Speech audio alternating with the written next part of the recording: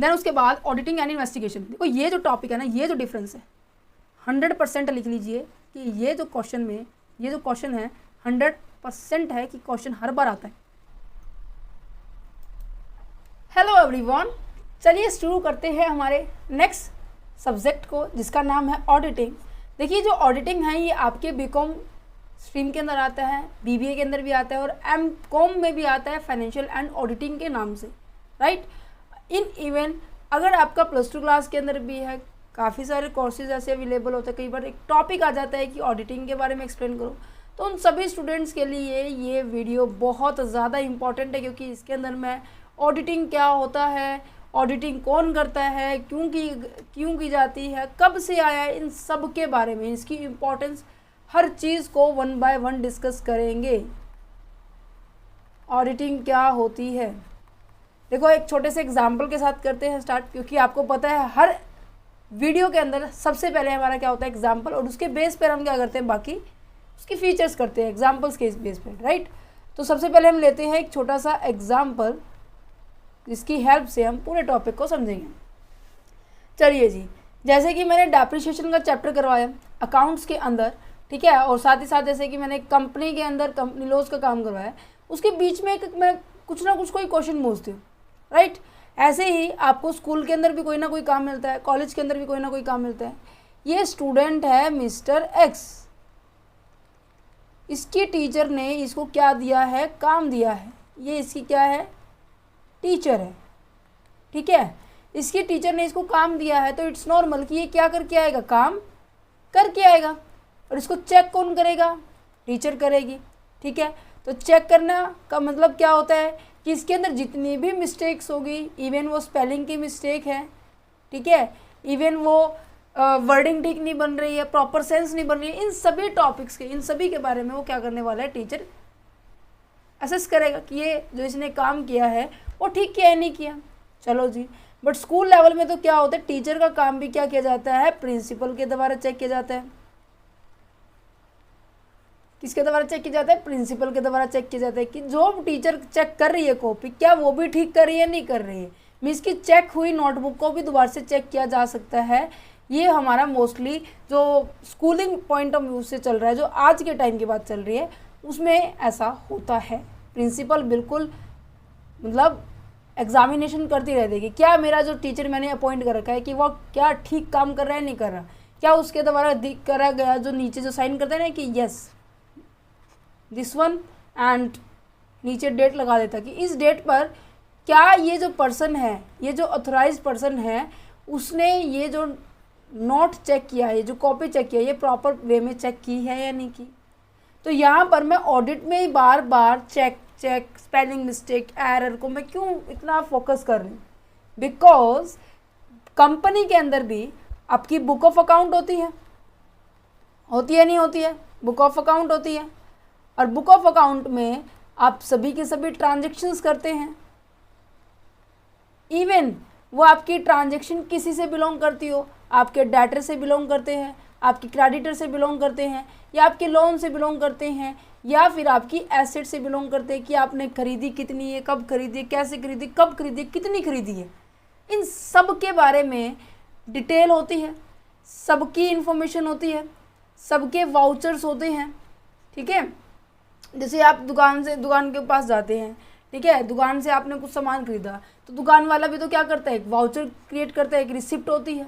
इसी तरह से जब हम एसेट्स खरीदते हैं, आपने मान लो कि जैसे कि मैंने मेरा ये लैपटॉप जब परचेज़ किया था, मेरे पास एक लिस्ट आई थी। अमेज़ोन से जब भी कोई आप सामान मंगाते हैं तो बॉक्स के अंदर एक साथ में लिस्ट आती है कि आपका नाम है, आपका एड्रेस है, आपने क्या क्वांटिटी मंगवाई है, कितनी क्वांटिटी मंगवाई है, क्या किस क्वालिटी का मंगवाया, उसका रेट क्या है, सब इन्फॉर्मेशन होती है।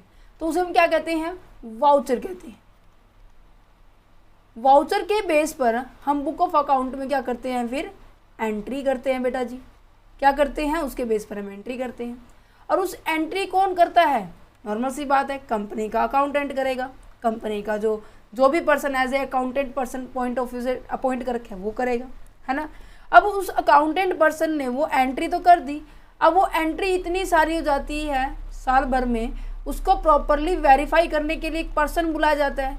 मीन्स कि ये इस एंट्री को क्या करने वाला है, चेक करने वाला है कि कुछ गड़बड़ तो नहीं है, कोई फ्रॉड तो नहीं चल रहा, ठीक है, कोई मिस्टेक तो नहीं हो रही है, इन सभी को चेक करने वाला ये पर्सन आ गया, ठीक है। कई बार ऐसा भी होता है कि जिसके द्वारा जो रिपोर्ट तैयार की जाती है कि हाँ इसकी जैसा भी अगर मिस्टेक निकलती तो बता देता है, नहीं निकलती तो वो भी बताएगा, बट रिपोर्ट तो ज़रूर इशू ही करनी पड़ती है, ठीक है। रिपोर्ट तो तैयार करेगा ये पर्सन। इस रिपोर्ट को भी दोबारा से क्या किया जाता है, इन्वेस्टिगेशन भी किया जा सकता है, दोबारा से उसको छानबीन भी किया जा सकता है। तो same as it is process मैंने ऊपर एग्जाम्पल में दिया, इस same as it is process आपका नॉर्मल कंपनी के अंदर होता है, ठीक है। अब यहाँ पर अब ऑडिटिंग क्यों, मैं इस सब्जेक्ट के अंदर ये एग्जाम्पल कैसे फिट होगा, देखो सबकी बुक ऑफ अकाउंट होता है, राइट, सभी कंपनी के अंदर ट्रांजेक्शन्स होती है, सभी से रिलेट करता है, सबकी कंपनी में अकाउंटेंट होता है जो नॉर्मल एंट्रीज को एंटर करता है अपनी बुक्स के अंदर, ठीक है, जो चेक कर रहा है, जो भी फ्रॉड के बारे में, जो भी मिस्टेक के बारे में ये पर्सन पता लगाएगा, इस पर्सन को क्या कहेंगे, चेकिंग करने वाले पर्सन को क्या कहेंगे, हम ऑडिटर कहेंगे, क्या कहेंगे, ऑडिटर कहेंगे। ऑडिटर क्यों कहते हैं, क्योंकि जब भी किसी मिस्टेक, एरर, इंफॉर्मेशन को सामने लेके आया जाता है उसे हम ऑडिटिंग कहते हैं। इसकी बुक ऑफ अकाउंट को क्या किया जा रहा है, चेक किया जा रहा है, रेक्टिफाई किया जा रहा है कि ये बुक ऑफ अकाउंट ठीक है या नहीं है, ठीक है। और जो करेगा वो जो पर्सन है उसे हम क्या कहेंगे, ऑडिटर कहेंगे। Is it clear? चलिए जी, अब आपके दिमाग में ये क्वेश्चन आ रहा होगा कि क्या मैम ये पहले भी होता था। अब इसकी थोड़ा सा हिस्ट्री जान लेते हैं, क्या ये पहले भी होता था? बच्चे बिल्कुल भी नहीं होता था पहले। क्यों? देखो आपको भी पता है आपकी इकोनॉमिक के अंदर इंडस्ट्रियल रिवोल्यूशन आया था, कि इंडस्ट्री के रिगार्डिंग आपके रूल्स रेगुलेशंस है वो सभी चेंज हो गए थे। सबको पता है, नहीं पता तो आज पता लग जाएगा। चलो कोई बात नहीं। देखो पहले क्या होते थे, ये जो पर्सन था मिस्टर एक्स मान लेते हैं हम, दोबारा से हम इस पर्सन को, इसका कैसा था बिजनेस, छोटे लेवल पे था, स्मॉल लेवल पे, ठीक है। अब स्मॉल लेवल पे बिजनेस किया है तो नॉर्मल सी बात है इसके अंदर जो जिसकी बुक्स ऑफ अकाउंट में ट्रांजेक्शन्स कैसी होगी, बिल्कुल कम होगी, और थोड़ी थोड़ी ट्रांजेक्शन होगी तो नॉर्मल सी बात है ये खुद डेली बेसिस पे भी चेक कर सकता है, राइट। डेली बेसिस पे क्या कर सकता है, चेक कर सकता है। अब कम कम ट्रांजेक्शन्स हो रही है, कम कम कम्युनिकेशंस हो रही है, कम कम सामान ये क्या है एक दूसरे से, एक स्थान से दूसरे स्थान पर भेज रहा है, ड्यू टू देयर इज कि किसी भी तरह का इतना ज़्यादा इन्वॉल्वमेंट नहीं था, है ना। तो पहले क्या करते थे कि जो ट्रांजेक्शन्स होती थी हम क्या करते थे अपने बेस पे ही इंटरनली क्या किया जाता था, उसे चेक कर लिया जाता था, क्योंकि स्मॉल लेवल पे होता था ना, इतना बर्डन नहीं होता था, खुद अपना काम कर सकते थे। जैसे ही इंडस्ट्रियल रेवोल्यूशन आया, इंडस्ट्रियल रेवोल्यूशन मीन्स की हमारी औद्योगिक में क्रांति आई, जिसके कारण ट्रेड के अंदर भी क्या आया है, चेंज आ रहा है, राइट। ट्रेड के अंदर चेंज आने का मतलब क्या है वैसे जी?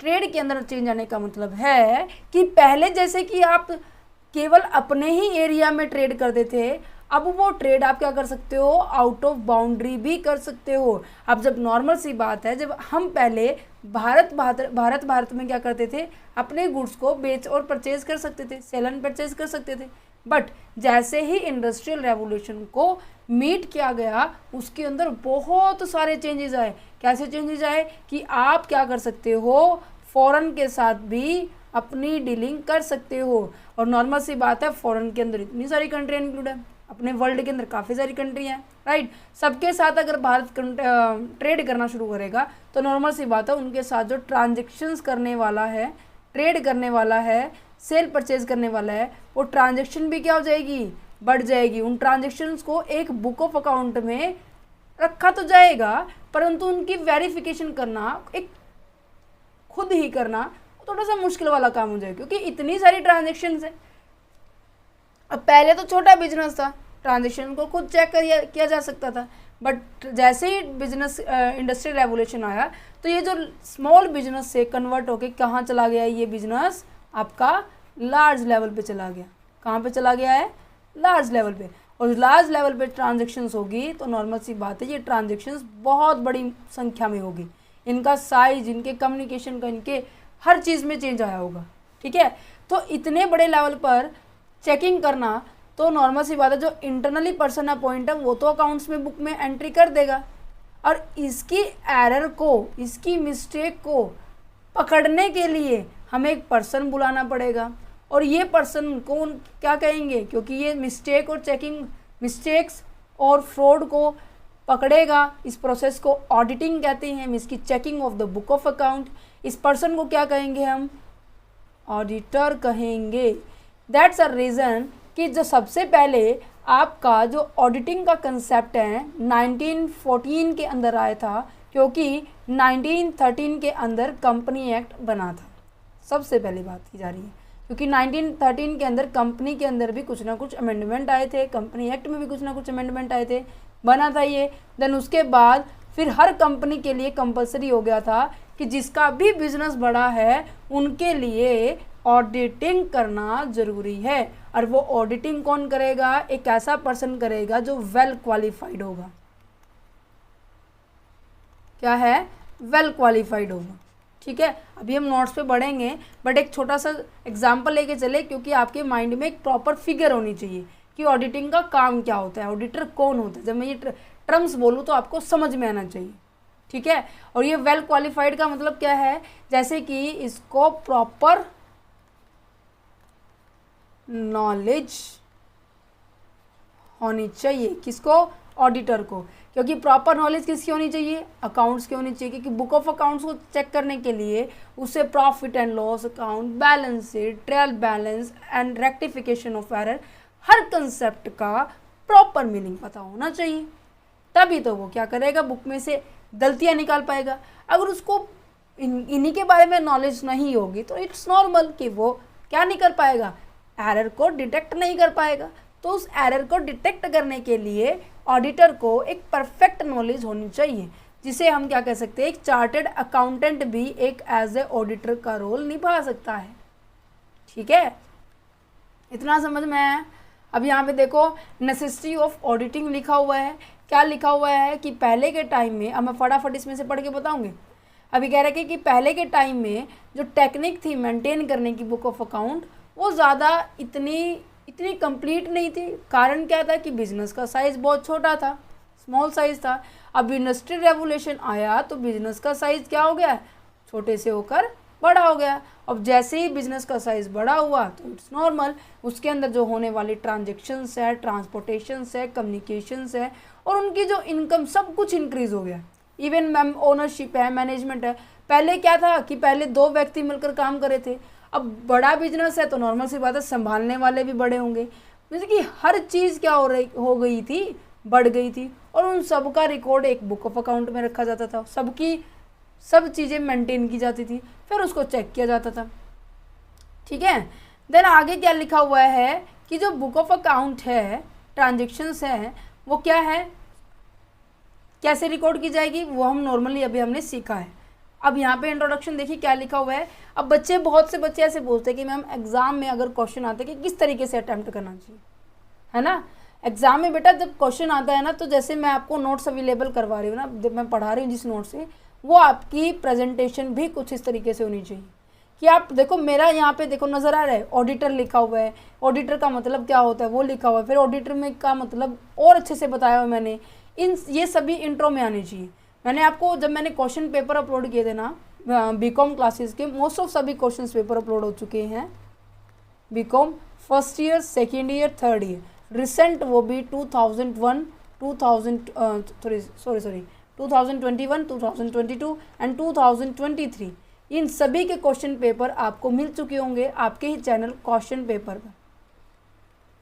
चैनल का लिंक मैंने आपको डिस्क्रिप्शन बॉक्स में दिया हुआ है, आप वहाँ पे भी जाके विजिट कर, वहाँ पे लिंक दिया हुआ है, वहाँ पे विजिट कर सकते हैं, अपनी नीड के हिसाब से इनको ऑपरेट कर सकते हैं।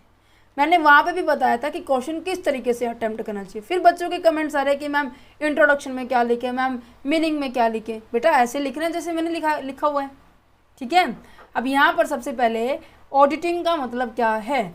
ऑडिटिंग का जो वर्ड है ड्राइव हुआ था लैटिन वर्ड से, जिसका मतलब क्या है, ऑडिटर, ऑडिटर का मतलब क्या है, हियर, मीन्स कि उसकी सुनवाई करना, जिस भी पर्सन ने बुक ऑफ अकाउंट को तैयार किया है, बुक ऑफ अकाउंट को तैयार किया है, उसकी अकाउंट्स को क्या किया जाना, एक ऐसे पर्सन के द्वारा सुना जाना, देखा जाना जो उसमें से मिस्टेक निकालेगा। तो ऑडिटिंग क्या है, एक इन डेप्थ एग्जामिनेशन है of the book of account. क्या यही लाइन लिखी हुई है, of a business with aim to be establishment there is a truthfully and the regularity. किस चीज़ को देखने के लिए कि क्या सच्चाई है उसके अंदर, क्या रेगुलरिटी बनाई हुई है, नहीं बनाई हुई है, हर चीज़ क्या लेके आनी पड़ती है, हमें फेयर देखनी है, हर चीज़ क्या देखनी है, जो आपको नज़र आ रही है वो मुझे भी नज़र है, वो होना चाहिए, ठीक है। It is done by the auditor, ये किसके द्वारा डन की जाती है, एक ऐसे पर्सन के द्वारा जिसका नाम क्या है, ऑडिटर रखा गया है, जिसे परफेक्ट नॉलेज अपने स्ट्रीम के बारे में, परफेक्ट नॉलेज किसकी, प्रिंसिपल ऑफ अकाउंटिंग की, प्रिंसिपल ऑफ किसकी, अकाउंटिंग की। यहाँ पे हो गया सेकेंड पॉइंट। देखो ऑडिटिंग कब स्टार्ट हुआ था, सबसे पहले 1 अप्रैल 1914 के अंदर हुआ था, जब कंपनी एक्ट 1913 बना था, कमिंग टू द फोर्स में आया था, मीन्स की काम 1913 के तहत जब हमारा कंपनी एक्ट आया था, उसके बाद हमारा ऑडिटिंग का कॉन्सेप्ट आया, क्योंकि कंपनी अब एक क्या है, होती है सोल प्रोप्राइटर बेटा, एक होती है पार्टनरशिप, एक होती है कंपनी।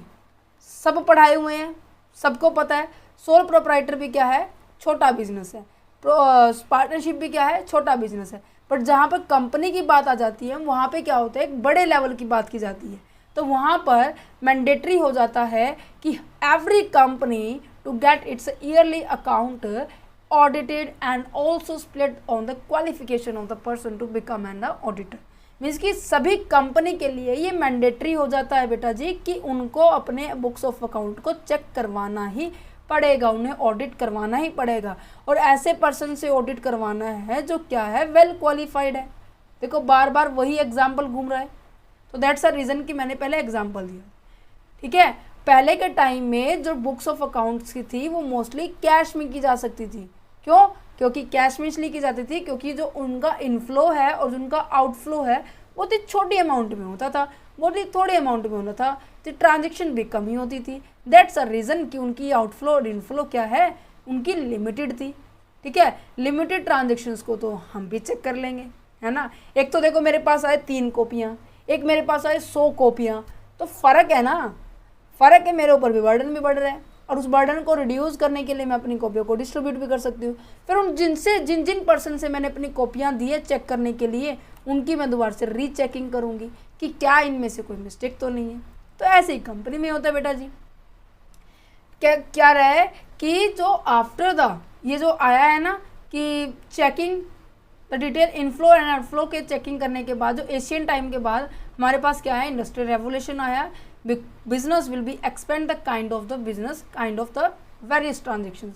फिर तो क्या हो गया था, इंडस्ट्रियल रेवोल्यूशन आने के बाद ना बहुत सारे कहते हैं ना कि रास्ते खुल गए थे, इंडिया वाले बाहर भी एक्सपोर्ट कर सकते थे, बाहर से इंपोर्ट भी कर सकते थे, तो हर तरह की ट्रांजेक्शन्स बढ़ गई थी, किसमें, जिसके अंदर बिजनेस ट्रांजेक्शन्स इंक्रीज हुई थी, और जिसके कारण बिजनेस ट्रांजेक्शन इंक्रीज हो रही थी, तो उनके बारे में चेकिंग करना कि उनके अंदर कोई फ्रॉड तो नहीं है, तो उनके लिए हमें क्या जरूरत पड़ गई है, ऑडिटिंग की जरूरत पड़ गई थी, ठीक है।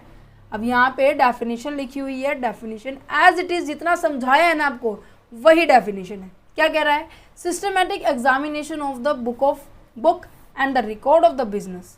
समझ में आ गया कि सिस्टमेटिक एग्जामिनेशन करना, एक प्रॉपर वे में एग्जामिनेशन करना। अब यहाँ पर सिस्टमेटिक का मतलब क्या है कि जो भी कोड ऑफ कंडक्ट का मतलब क्या है कि अब ऑडिटर जो पर्सन है ना, वो उसके लिए भी रूल फॉलो किए गए हैं, रूल अप्लाई किए गए हैं कि आप इन रूल के हेल्प से किसी भी बुक ऑफ अकाउंट को क्या कर सकते हैं, चेक कर सकते हैं। तो इसीलिए कहते हैं कि सिस्टमेटिक एग्जामिनेशन है, किसका, बुक का और रिकॉर्ड्स का, किसके, बिजनेस के or other organisation, in order to ascertain or verify and to report upon the fact regarding its financial operation and the result thereof. कहने का मतलब कि ये बताना, ये असरटेन करना, निश्चित करना और वेरीफाई करना कि जो आपका बुक ऑफ अकाउंट है वो बिल्कुल क्लियर है, उसमें कोई फ्रॉड है नहीं है, उसके बारे में आपको एक्सप्लेन करना है, समझ में आ गया। किसके बारे में फैक्ट रिप्रेजेंट करने हैं? आपकी फाइनेंशियल ऑपरेशन के बारे में, कि आपकी जो फाइनेंशियल पोजीशन है, वो फाइनेंशियल पोजीशन जो आप बता रहे हैं वही है या नहीं है। अगर वही है तो रिपोर्ट गुड मिलेगी, क्लियर रिपोर्ट मिलेगी, ठीक है। अगर कुछ गड़बड़ मिली तो क्या है, एरर वाली रिपोर्ट बनेगी, ठीक है। तो auditing is a special and the critical examination of the book of account of the business organisation. तो ऑडिटिंग कहीं ना कहीं आपकी क्रिटिकल एग्जामिनेशन है आपके बुक ऑफ अकाउंट की, बिजनेस ऑर्गेनाइजेशन के बुक ऑफ अकाउंट की। Conduct by the competent and the unbiased person with the help of the voucher in the document. मैंने आपको बताया कि अगर कोई भी एसेट्स आपने परचेज करी है तो दुकानदार क्या करता है, आपको एक रिसिप्ट देता है। उस रिसिप्ट को कहते हैं वाउचर बेटा जी, एक ऐसा डॉक्यूमेंट जो प्रूफ कर रहा है कि हाँ आप ही नहीं बेटा सामान खरीदा है ना। समझ पा रहे हैं? तो यही बात कहते हैं कि ऑडिटिंग का काम उस ऐसे कॉम्पिटेंट, ऐसे योग्य व्यक्ति को दिया जाएगा और ऐसे पर्सन को दिया जाएगा जो अनबाइज्डनेस, मतलब कि बिना किसी पक्षपात किए वो क्या करने वाला है, आपकी बुक ऑफ अकाउंट को चेक करने वाला है। और वो कौन होगा?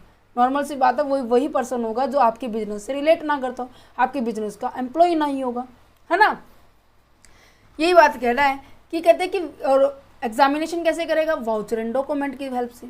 जो आपको रिसिप्ट मिलती है दैट्स इट, उसे हम ऑडिट कहेंगे, ठीक है।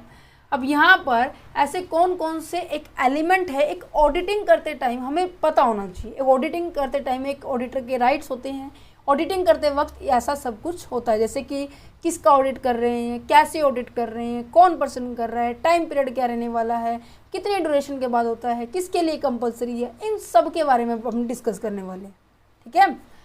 तो हम कहीं ना कहीं ये कह सकते हैं कि element of the auditing, right. तो सबसे पहले क्या है, organisation and the institutions. Normal सी बात है, जो कंपनीज होती है, ग्रुप ऑफ द पर्सन्स होते हैं जो लार्ज लेवल के होते हैं, उन्हें ऑडिटिंग करवाने की जरूरत होती है। सेकेंड पॉइंट क्या कहते हैं कि ऑडिटिंग कौन करेगा, ऑडिटिंग एक इंडिपेंडेंट पर्सन करेगा, इम्पार्शियल पर्सन करेगा। इंडिपेंडेंट एंड इम्पार्शियल का मतलब क्या होता है मैम? ऑफकोर्स बेटा जी, अब मैं कह रही हूँ कि मेरी ऑर्गेनाइजेशन में ना 5 व्यक्ति काम कर, 2 व्यक्ति, चलो 2 नहीं 5 ही ले लेते हैं, तभी तो हम ऑडिट कराने के लायक होंगे ना।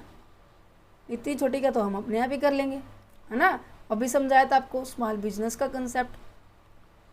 ये मेरी कंपनी में 5 मेंबर है और इसमें से ये पर्सन क्या करते हैं, अकाउंट्स को प्रिपेयर करते हैं, ठीक है। इन केस ये सभी एक दूसरे के फ्रेंड्स हैं, ठीक है। मैं यहाँ खड़ी हूँ और ये मेरे मेंबर्स हैं, ठीक है।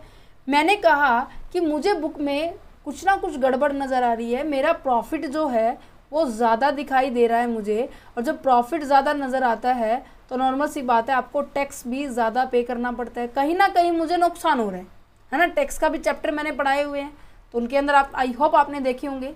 मोस्ट ऑफ जो है सिलेबस आपका अपलोड हुआ है, अब नया 2024 के हिसाब से भी हम जल्दी ही अपलोड करेंगे, ठीक है। तो यहाँ पे कह रहे हैं कि जो मैंने कहा कि मुझे मेरी बुक ऑफ अकाउंट पे ना गड़बड़ नज़र आ रही है, बेटा कैसे निकालें हम। अगर मैं यहाँ पर बुक ऑफ अकाउंट को चेक करने के लिए इन्हीं 4 मेंबर में से किसी एक को दूँ तो क्या मुझे फ्रॉड निकाल के देंगे? Of course not. क्यों? क्योंकि मैंने पहले ही आपको एक लाइन बोली थी कि ये चारों पांचों क्या हैं, एक दूसरे के फ्रेंड्स हैं। क्या ये एक दूसरे की गलतियाँ बताएंगे? अगर गलतियाँ बताई तो निकल जाएंगे ऑफिस से, और सैलरी पैकेज बहुत अच्छा मिल रहा है, तो ये क्या करेंगे, एक दूसरे की गलतियों को छुपाने की कोशिश करेंगे। तो इन केस मैं क्या करने वाली हूँ, एक ऐसे पर्सन को अपॉइंट करूँगी जो इन 5 को तो नहीं जानता है और इवन मेरे बिजनेस को भी नहीं जानता है, ठीक है। उसे बस ऑडिट करने से मतलब है, वो मेरे बिजनेस से बिल्कुल भी रिलेट नहीं करता है। तो ऐसे पर्सन क्या करने वाले हम ऑडिट के पॉइंट पर अपॉइंट करने वाले हैं। तो यहाँ पे कहते हैं कि बाय अ पर्सन, ऑडिट किसके द्वारा की जाएगी, एक ऐसे पर्सन के द्वारा who is not in any way related to the business, वो अपने बिजनेस से किसी भी तरह से रिलेट नहीं करता होगा, और द बिजनेस या फिर किसी भी ऑर्गेनाइजेशन से जिससे आपका संबंध है उससे वो ऑडिटर बिलोंग नहीं करता होगा। ऐसे पर्सन से आप ऑडिट करवाएंगे। नेक्स्ट पॉइंट कहते हैं कि book of account. Book of account का मतलब क्या है? अब मैंने कहा कि जो आपके जो बुक्स ऑफ अकाउंट है ये मुझे चेक करने हैं, मुझे एग्जामिनेशन करना है, मुझे इनका एनालिसिस करना है कि ये जो ठीक है या नहीं है। किसके बेस पे करूँगी मैं? मेरे को ये देखना है कि जो आपने एसेट्स खरीदी है वो एक्चुअल में खरीदी भी है या फिर वैसे दिखा दी। ठीक है, मुझे ये देखना है कि आपके जो डेटर्स हैं, ठीक है, या फिर आपके क्रेडिटर्स हैं, वो आपके एक्चुअल में है या नहीं है। तो मुझे कैसे पता चलेगा? नॉर्मल सी बात है, मुझे पता चलेगा आपके वाउचर से, आपके डॉक्यूमेंट से,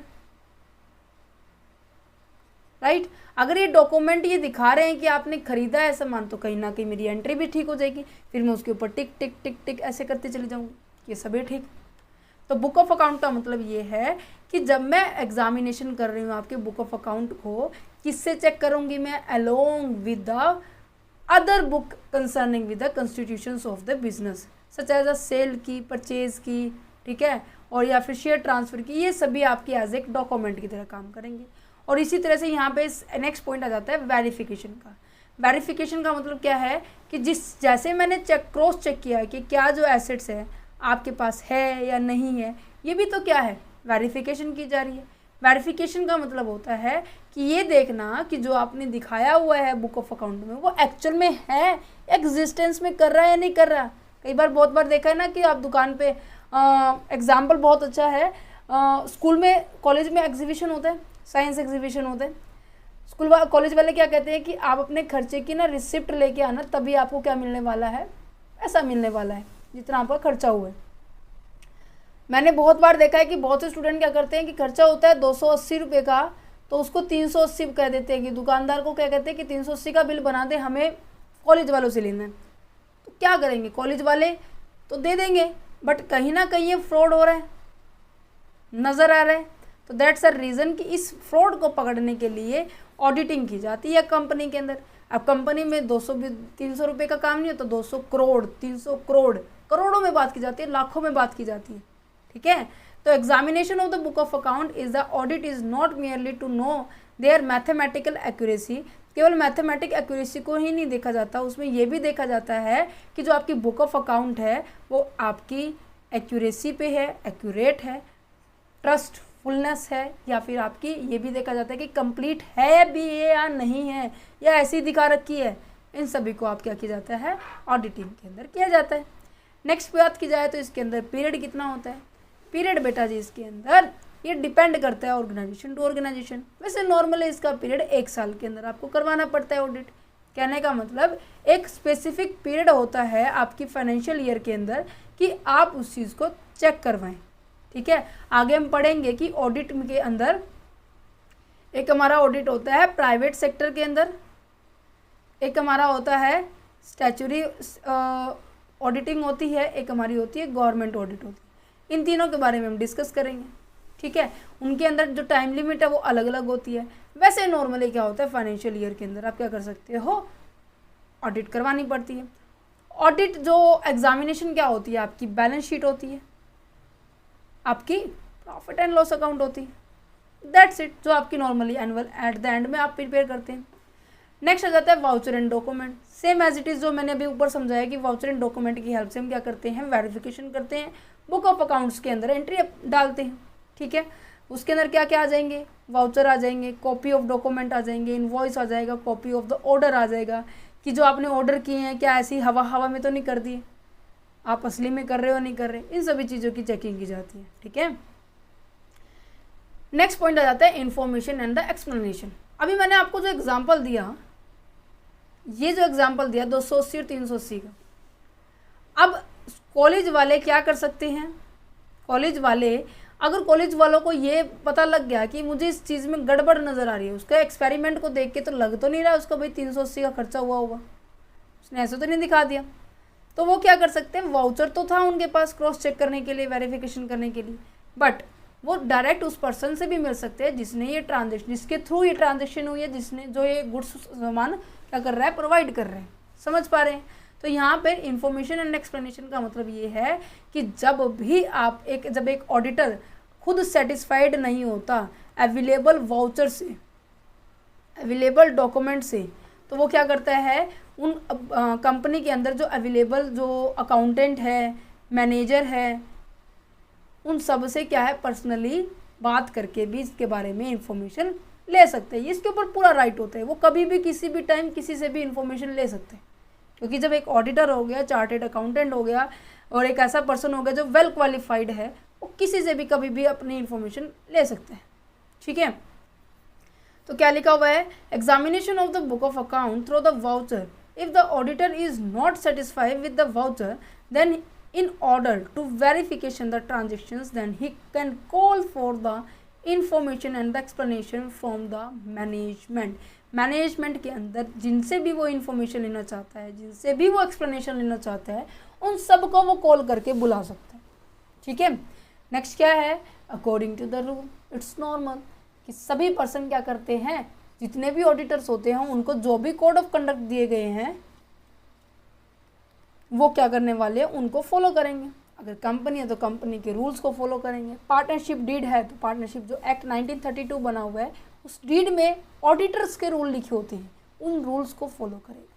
ठीक है, ये थे आपके कुछ एक बेसिक पॉइंट जो एक ऑडिटर के लिए कहें या फिर एक कंपनी के लिए कहें, अपनी बुक ऑफ अकाउंट को प्रिपेयर करने के लिए चाहिए होते हैं। ठीक है, अब हम आगे बढ़ते हैं। आपका नया टॉपिक है कि book keeping, accountancy, auditing and investigations.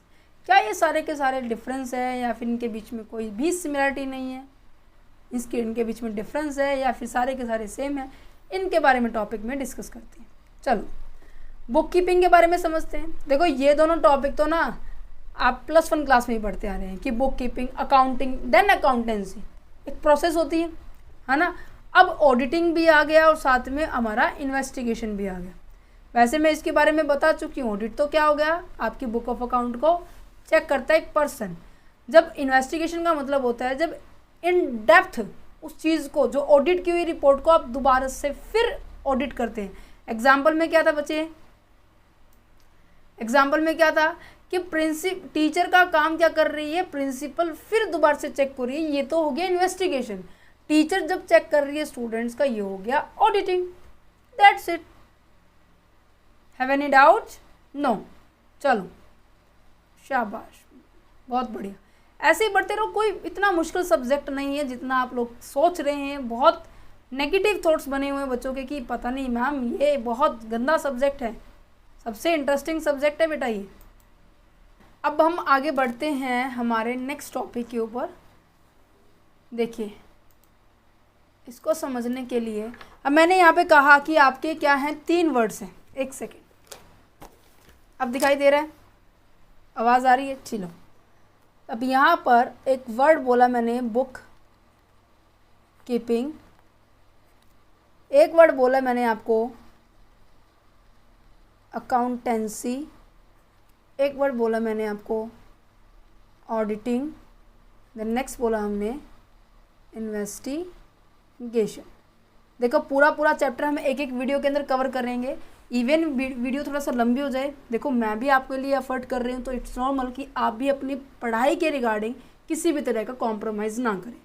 ठीक है, अब चलो, अब देखो सबसे पहले जब हम ट्रांजेक्शन्स करने के लिए जाते हैं तो हमारे पास क्या होता है कि आप अपनी जितनी भी ट्रांजेक्शन्स हैं उन्हें क्या करें, फाइनेंशियल ट्रांजेक्शन्स उन्हें क्या करें, एनालिसिस करें, उन्हें आइडेंटिफाई करें कि कौन कौन सी ट्रांजेक्शन्स ऐसी है जो मेरी क्या है,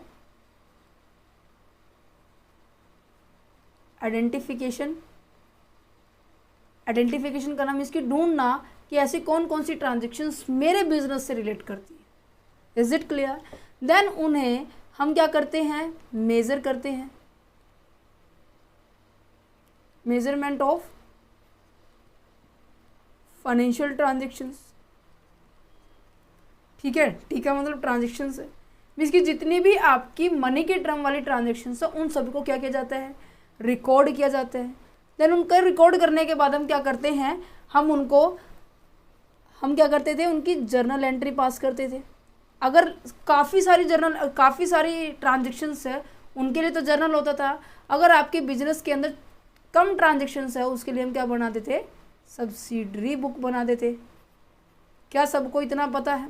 सब्सिडरी बुक बनाने के बाद हम क्या करते थे, उसके बाद हम क्या करते हैं, लेजर के अंदर कॉस्टिंग डालते थे, है ना। पोस्टिंग डालने के बाद हम क्या करते थे, उस चीज़ को समराइजिंग करते थे। 5th स्टेप हमारा यही होता था। देन हम उसके बाद इंटरप्रिटेशन करते थे। देन लास्ट इज दैट कि हम इसको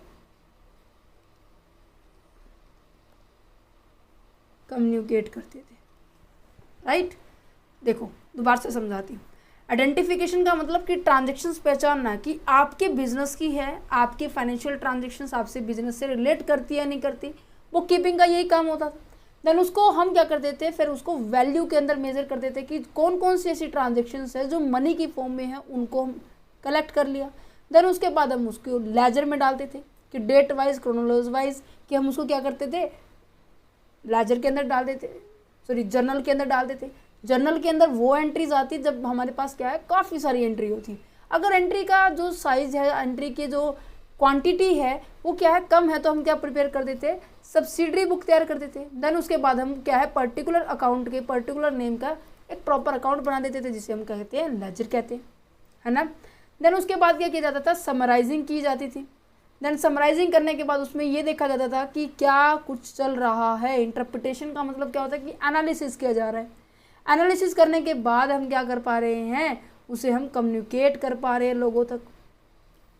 बुक कीपिंग के अंदर ये चारों पॉइंट्स आते हैं। अकाउंटेंसी के अंदर, जब अकाउंटेंसी कब शुरू हो रही है बेटा, देखो अकाउंटेंसी शुरू हो रही है जब आपकी बुक कीपिंग क्या हो रही है, ख़त्म हो रही है, लग रहा है। बुक कीपिंग के बाद देखो, जो 4th स्टेप के बाद ही तो 5th स्टेप आया है।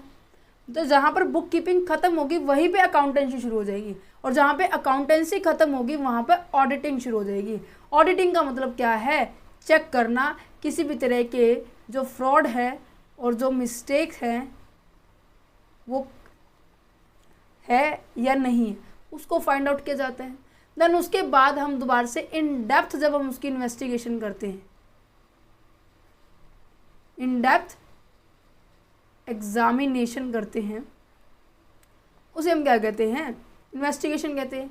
तो यहाँ पर मैं एक प्रोसेस बता सकती हूँ, ये बोल सकती हूँ कि बुक कीपिंग क्या होती है, जिसके अंदर ये 4 स्टेप आते हैं। जहाँ पे बुक कीपिंग खत्म होती है वहाँ पे अकाउंटेंसी शुरू हो जाता है, जहाँ पे अकाउंटेंसी खत्म होती है वहाँ पे ऑडिटिंग शुरू होता है, जहाँ पे ऑडिटिंग खत्म होती है वहाँ पे इन्वेस्टिगेशन होता है। सॉरी, ठीक है।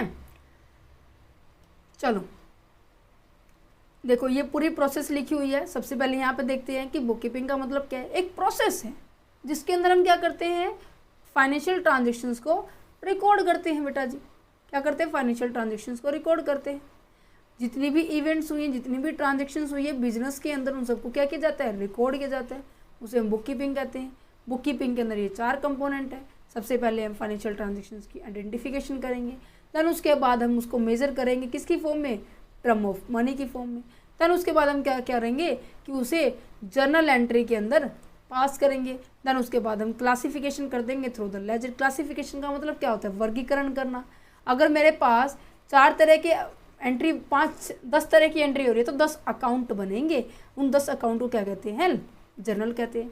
देखो बेटा मैं इन डेप्थ में इसलिए पढ़ा रही हूँ क्योंकि आपको एक पर्टिकुलर, अगर आप आगे सीए के कोर्स में एनरोल करना चाह रहे हैं, आगे सीए की पॉइंट ऑफ व्यू से चलना चाह रहे हैं, तो आपको हर पॉइंट की इन डेप्थ नॉलेज होनी चाहिए, ठीक है। अब यहाँ पर देखो क्या लिखा हुआ है कि बुक कीपिंग के अंदर क्या कहते हैं कि इसको हम क्या कहते हैं, प्राइमरी बुक भी कहते हैं, ठीक है। Work done by the junior clerk. Junior clerk को क्यों कहा गया है, अब देखो मैं नॉर्मल सी बात कहूँ कि अगर मैं आपको 10 टॉफ़ियाँ दे दूँ, 10 टॉफ़ियों को आपको अलग अलग करना है, उनको आइडेंटिफाई करना है, केवल टॉफ़ी लेनी है, तो आप नॉर्मल सी कर सकते हो, उसके लिए कोई स्पेशल नॉलेज की जरूरत तो नहीं है ना, है ना। तो दैट्स अ रीज़न कि ये जो काम किसके द्वारा किया जाता है, जूनियर क्लर्क के द्वारा किया जाता है। ये प्राइमरी बुक होती है। And also not required the in depth knowledge of the accountancy. आपको अकाउंटेंसी की ज़्यादा इन डेप्थ नॉलेज ज़रूरी नहीं है, आप नॉर्मली भी कर सकते हैं उस चीज़ के लिए, ठीक है। देन उसके बाद आ जाता है summarising, interpretation and the communicating. ये किसका प्रोसेस है, अकाउंटेंसी का प्रोसेस है। ये कब स्टार्ट होता है, जब बुक कीपिंग क्या होती है, ख़त्म होती है। And examinations of the primary book by the senior staff. ये बड़े स्टाफ, ये बड़े लेवल, जो हायर लेवल के जो स्टाफ होते हैं उनके द्वारा क्या की जाती है, आपकी ये बुक ऑफ अकाउंट को एग्जामिनेशन किया जाता है। अब नॉर्मल सी बात है, उनकी बुक को चेक किया जा रहा है, उनके अकाउंट्स को चेक किया जा रहा है, तो इट्स नॉर्मल कि उससे परफेक्ट नॉलेज होगी, तभी चेक करेगा, तभी एनालिसिस कर पाएगा, तभी इंटरप्रिटेशन कर पाएगा, इंटरप्रिटेटिंग कर पाएगा, तभी लोगों को बता पाएगा कि प्रॉफिट का मतलब क्या होता है, लॉस का मतलब क्या होता है, क्यों टैक्स की एंट्री यहाँ पे आई है, क्यों depreciation is known as a non cash expenses of the business, इन सब के बारे में वो बता पाएगा, वो तभी बता पाएगा जब उसको परफेक्ट नॉलेज होगी। समझ पा रहे, ठीक है। तो दैट्स अ रीज़न कि इसको करने वाला जो कौन होता है, सीनियर स्टाफ होते हैं, और उसके लिए आपको नॉलेज की ज़रूरत होती है, ठीक है। ऑडिटिंग के बारे में मैं बहुत बार बता चुकी हूँ कि जो स्कोप है ऑडिटिंग, जो कि स्टार्ट कब होता है, जब अकाउंटेंसी क्या होती है, ख़त्म होती है। First point is this one, and then second point क्या है कि अकाउंटिंग ऑडिटिंग क्या है, एक क्रिटिकल एग्जामिनेशन है आपकी बुक ऑफ अकाउंट का। किसके बेस पे करती है, वाउचर के, इन्फॉर्मेशन के, एक्सप्लेनेशन के एंड द डॉक्यूमेंट के बेस पर, ठीक है। तो देन फाइनली क्या किया जाता है, ऑडिटर के द्वारा एक रिपोर्ट इशू की जाती है, क्लैरिफाई किया जाता है कि क्या फ्रॉड है या नहीं है। देन उसी चीज़ को दोबारा से इन डेप्थ में एग्जामिनेशन किया जाता है, तो उसे हम क्या कहेंगे, इन्वेस्टिगेशन कहेंगे। इन्वेस्टिगेशन मोस्टली आप ये याद रखना कि स्पेशल सिचुएशन होती है, ये हर बार नहीं होती, कभी कभार करवाई जाती है किसी कंपनी के अंदर। क्यों करवाई जाती है कि जो ऑडिटर ने रिपोर्ट जारी की है, उस रिपोर्ट को दोबारा से रीचेक किया जाता है। ध्यान से सुन लो इस बात को कि इन्वेस्टिगेशन और ऑडिटिंग में अभी डिफरेंस भी आएगा कि ऑडिटिंग और इन्वेस्टिगेशन में क्या डिफरेंस है। इन्वेस्टिगेशन इन डेप्थ होता है, स्पेशल सिचुएशन में होता है, स्पेशल इवेंट की बात की जाती है, ठीक है। और ऑलरेडी जो ऑडिटर के द्वारा रिपोर्ट इशू की जाती है उसके ऊपर होता है, ठीक है। इस सेकेंड टाइम होता है, कहने का मतलब समझ में आ गया। तो यही बात है कि जो ऑडिटिंग है, फर्स्ट टाइम हम चेकिंग करते हैं, इन्वेस्टिगेशन सेकेंड टाइम चेकिंग करते हैं। ऑडिटिंग नॉर्मल होती है बट ये स्पेशल सिचुएशन में होती है, ठीक है। और इसमें इन डेप्थ चेकिंग की जाती है, और यहाँ पर हमारी भी ये भी इन डेप्थ होती है, बट यहाँ पर इन डेप्थ आपकी rechecking of the auditing report. तो यहाँ पे ये पॉइंट्स देखो सब लिखे हुए हैं।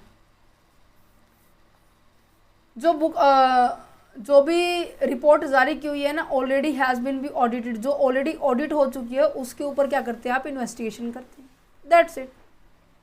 अब आपकी बुक के अंदर ये सभी डिफरेंस दिए हुए थे। उम्मीद करते हैं आपको इनको पढ़ने में और उनको समझने में कोई दिक्कत नहीं होगी कि बुक कीपिंग अकाउंटेंसी क्या होते हैं। आप इनको ईजिली रीड कर सकते हैं, क्योंकि हर एक का मतलब मैंने समझा दिया कि अकाउंटेंसी ऑडिटिंग कैसे क्या कुछ फंक्शंस करते हैं, कौन आता है पहले, कौन जाता है पहले, उसकी बात की जाए। देखो ये सब चीज़ एज इट इज़ लिखी हुई है, ठीक है। देन उसके बाद ऑडिटिंग एंड इन्वेस्टिगेशन। देखो ये जो टॉपिक है ना, ये जो डिफरेंस है 100% लिख लीजिए कि ये जो क्वेश्चन में, ये जो क्वेश्चन है 100% है कि क्वेश्चन हर बार आता है। ये जो इन्वेस्टिगेशन का जो चैप्टर नंबर 11 है ना, ये टॉपिक हम वहाँ करेंगे। वैसे मैं नॉर्मली बता चुकी हूँ कि इनके बीच में डिफरेंस क्या है, अगर आप पढ़ना चाहते हैं तो पढ़ सकते हैं, ईजी है, जो बताया वही है, ठीक है। बट ये जो क्वेश्चन है हमेशा 11 चैप्टर के साथ कनेक्ट करके आपको एग्जाम में दिए जाते हैं। अब यहाँ से very very and very important question जो हर बार एग्जाम के अंदर आपने देखा होगा, क्योंकि जब मैंने प्रीवियस ईयर कम से कम मैंने बताया, मैंने आपको 2021 से 2023 के अलग अलग यूनिवर्सिटी के डाले हैं, जैसे कि कुरुक्षेत्र यूनिवर्सिटी है, CRS यूनिवर्सिटी है, डी यूनिवर्सिटी है, MD यूनिवर्सिटी है, GJU है, और हमारे जैसे कि IG यूनिवर्सिटी है, ठीक है, कानपुर की यूनिवर्सिटी है। इन मोस्ट ऑफ यूनिवर्सिटी के क्वेश्चंस पेपर मैंने डाले हुए हैं। उसके अंदर मैंने देखा कि एक तो मैंने बताया आपको डिफरेंस आया है, दूसरा क्या है, एक ये क्वेश्चन आया है, accountancy is a necessary while the auditing is a luxury. क्या कहना चाह रहे हैं, समझ पा रहे हैं सिचुएशन को। ये कह रहा है कि अब देखो अकाउंटेंसी का मतलब क्या था, चीज़ों को समराइज़ करना, ट्रांजेक्शन्स को समराइज़ करना, देन उसके बाद हमने उसको इंटरप्रिटेट किया, देन उसके बाद हमने कम्युनिकेट किया कि हमारी ऑर्गेनाइजेशन की फाइनल सिचुएशन क्या है, फाइनेंशियल सिचुएशन क्या है, ठीक है। इन सबको हमने एक्सप्लेन किया। बट ये सब ऑर्गेनाइजेशन के लिए ज़रूरी है, इवन छोटा बिजनेस है, बड़ा बिजनेस है, सबने यही पढ़ा है। चलो जी, ऑडिटिंग का मतलब क्या है कि जो ट्रांजेक्शन्स आपने की है उसके अंदर कमियां ढूंढना। अब जब वो कमियां कहाँ नज़र आएगी, जब आपका बिजनेस बड़ा होगा। छोटे बिजनेस में तो आप नॉर्मल सी बात है, आप इजीली कर सकते हैं, अपनी एरर्स को डिटेक्ट कर सकते हैं, है ना। तो यहाँ पर ये बहुत अच्छी लाइन लिखी हुई है, एक सेकेंड, कि ऑडिटिंग अकाउंटिंग ज़रूरी क्यों है, ठीक है, और ऑडिटिंग लग्जरी क्यों है, महंगी क्यों कही गई है। देखो अभी बताते हैं आपको। अब यहाँ पर देखो इतने सारे पॉइंट लिखे हुए, मैंने आपको पहले ही बताया था, जब आपके बिजनेस का साइज छोटे से बड़ा हो रहा है तो इट्स नॉर्मल कि आपकी पास जो अवेलेबल रिसोर्सेज है वो भी कम पड़ेंगे, है ना। कहने का मतलब, एक सेकेंड, राइट, कहने का मतलब अब पहले जो क्या है ट्रांजेक्शन्स कम होती थी तो नॉर्मल सी बात है, अब मैं कह रही हूँ कि मैं आपको केवल 4 ही काम दे रही हूँ, ठीक है, 4 ही पर्सन के बारे में आपको बात याद रखना है कि इससे ये सामान है, इससे ये सामान है, इससे ये सामान है, तो आप इजीली कर सकते हैं याद इसको। आपकी जो मेमोरी लेवल है वो भी बढ़िया होगी, है ना। आपको कम नॉलेज की ज़रूरत होगी क्योंकि इन चारों के बारे में ही जानना होता है, ठीक है। बट इन केस में कहूँ कि 4 की बजाय यहाँ 16 हो जाए, इनके बिना 4 गुना हो जाए, तो इन सब के बारे में एक पर्सन के थ्रू याद रखना थोड़ा सा मुश्किल हो जाएगा। एक ही दिन में 16 के 16 पर्सन ने ट्रांजेक्शन कर दी, अब सब ने क्या पता आधे ने पेमेंट किया, किसी ने पूरी की है, किसी ने की ही नहीं, तो उन सब के बारे में, ट्रांजेक्शन्स के बारे में पता लगाना कि उन्होंने दिए हैं या नहीं दिए, वो तभी लगेगा जब आपने उस चीज़ को रिकॉर्ड किया होगा, है ना। और जब तक रिकॉर्ड नहीं करेंगे एक तरह से वैलिड इन्फॉर्मेशन नहीं मिलेगी, वैलिड इन्फॉर्मेशन नहीं मिलेगी तो नॉर्मल सी बात है बहुत से काम अटक जाएंगे, एग्जाम्पल साथ साथ चलता रहेगा। अब यहाँ पे देखो कहते हैं कि due to the industrial revolutions what about a lot of the progress in the field of the business, business की फील्ड में बहुत चेंज आ गया है। आप पहले अपने भारत में ट्रांजेक्शन्स करते थे, अब बाहर भी करने लगे हो, बाहर से पैसा भी मंगवाने लगे हो, बाहर से मतलब मंगवाने भी लग रहे हो, देने भी लग रहे हो, उनसे इम्पोर्ट एक्सपोर्ट दोनों हो रहे हैं, ठीक है। तो इसी कारण से जो नंबर ऑफ बैंक्स है, इंश्योरेंस कंपनीज है, न्यू इंडस्ट्री है, new mode of the transportation है, new way of the thinking, इन सब के अंदर क्या है आपको चेंज नज़र आएगा। तो चेंज नॉर्मल, एक सेकेंड, हाँ अब ठीक लगा नहीं, सबके अंदर क्या है चेंज नज़र आएगा। चेंज कैसे नज़र आएगा, क्योंकि लेवल ही चेंज हो गया बेटा जी। तो अकाउंटिंग की रिकॉर्डिंग की ज़रूरत क्यों पड़ी, इस ज़रूरत को हम पढ़ते हैं, ये ऐसे क्यों हो रहा है। चलो इस रिकॉर्डिंग की ज़रूरत क्यों पड़ी, उस रिकॉर्डिंग ज़रूरत को समझते हैं। सबसे पहले क्या लिखा हुआ है, लिमिटेड मेमोरी पावर। अभी मैंने बताया कि पहले तो आप क्या करते थे, थोड़ी थोड़ी ट्रांजेक्शन्स को आप याद कर सकते, ये तो पॉसिबल था। बट अगर बात की जाए आपको बहुत सारी ट्रांजेक्शन्स करनी है, बहुत सारी ट्रांजेक्शन को याद करनी है, तो आप उस चीज़ में फिर कैपेबल नहीं है, ये बिल्कुल भी पॉसिबल नहीं है, ये not possible. That's a reason कि उनको आप रिकॉर्ड करें और जब भी ज़रूरत हो तो क्या करना पड़ता है, उन्हें आप देख सकते हैं, राइट। तो यहाँ पर जो वर्कर्स की जो मेमोरी है, जो पर्सन की मेमोरी है वो कम होती है, इसी कारण से बुक ऑफ अकाउंट को प्रिपेयर करना ज़रूरी भी होता है। Knowledge of the actual position of the business, business की एक्चुअल पोजीशन क्या चल रही है। अब देखो मैं ये कह रही हूँ कि मेरा बिजनेस, तो मैं कुछ भी रिकॉर्ड नहीं करती, मैं कहती हूँ कि मेरे बिजनेस में हर साल 100 करोड़ का टर्नओवर होता है और 100 करोड़ से मुझे बढ़िया फ़ायदा होता है, ठीक है। क्या आप मेरी बात मान जाएंगे। आज के टाइम में तो बिना एक एविडेंस के बिना आप उसके ऊपर विश्वास भी नहीं करेंगे, है ना। तो मैं ऐसे हवा में बातें दे रही हूँ आपको, 100 करोड़ की ट्रांजेक्शन हो रही, तो नॉर्मल सी बात है उनको याद ही नहीं किया जाएगा, उनको याद ही नहीं किया जाएगा। तो क्या पता उसमें से आधे से ज़्यादा, मैं मान के चल रही हूँ 80% लोग ऐसे हैं जिन्होंने क्रेडिट पे हमसे सामान खरीदा हुआ है, पैसा नहीं दिया अभी तक, क्या प्रॉफिट में। ये सिचुएशन प्रॉफिट की थोड़ी ना होती है। तो आपको आपकी कंपनी की, आपकी फर्म की, आपकी पोजीशन पता है कि आपकी एक्चुअल पोजीशन क्या है, आज क्या है तो फ्यूचर में क्या होने वाली है, और फ्यूचर में क्या है तो नेक्स्ट में क्या होने वाला है। इन सब के बारे में इंफॉर्मेशन तभी पता चलेगी जब आप इन सब को क्या करते हो, रिकॉर्ड करते हो, ठीक है। हर एक बिजनेसमैन चाहता है कि उसे पता हो कि उसका फ्यूचर में क्या रहने वाला है, कुछ पीरियड के बाद क्या चलने वाला है।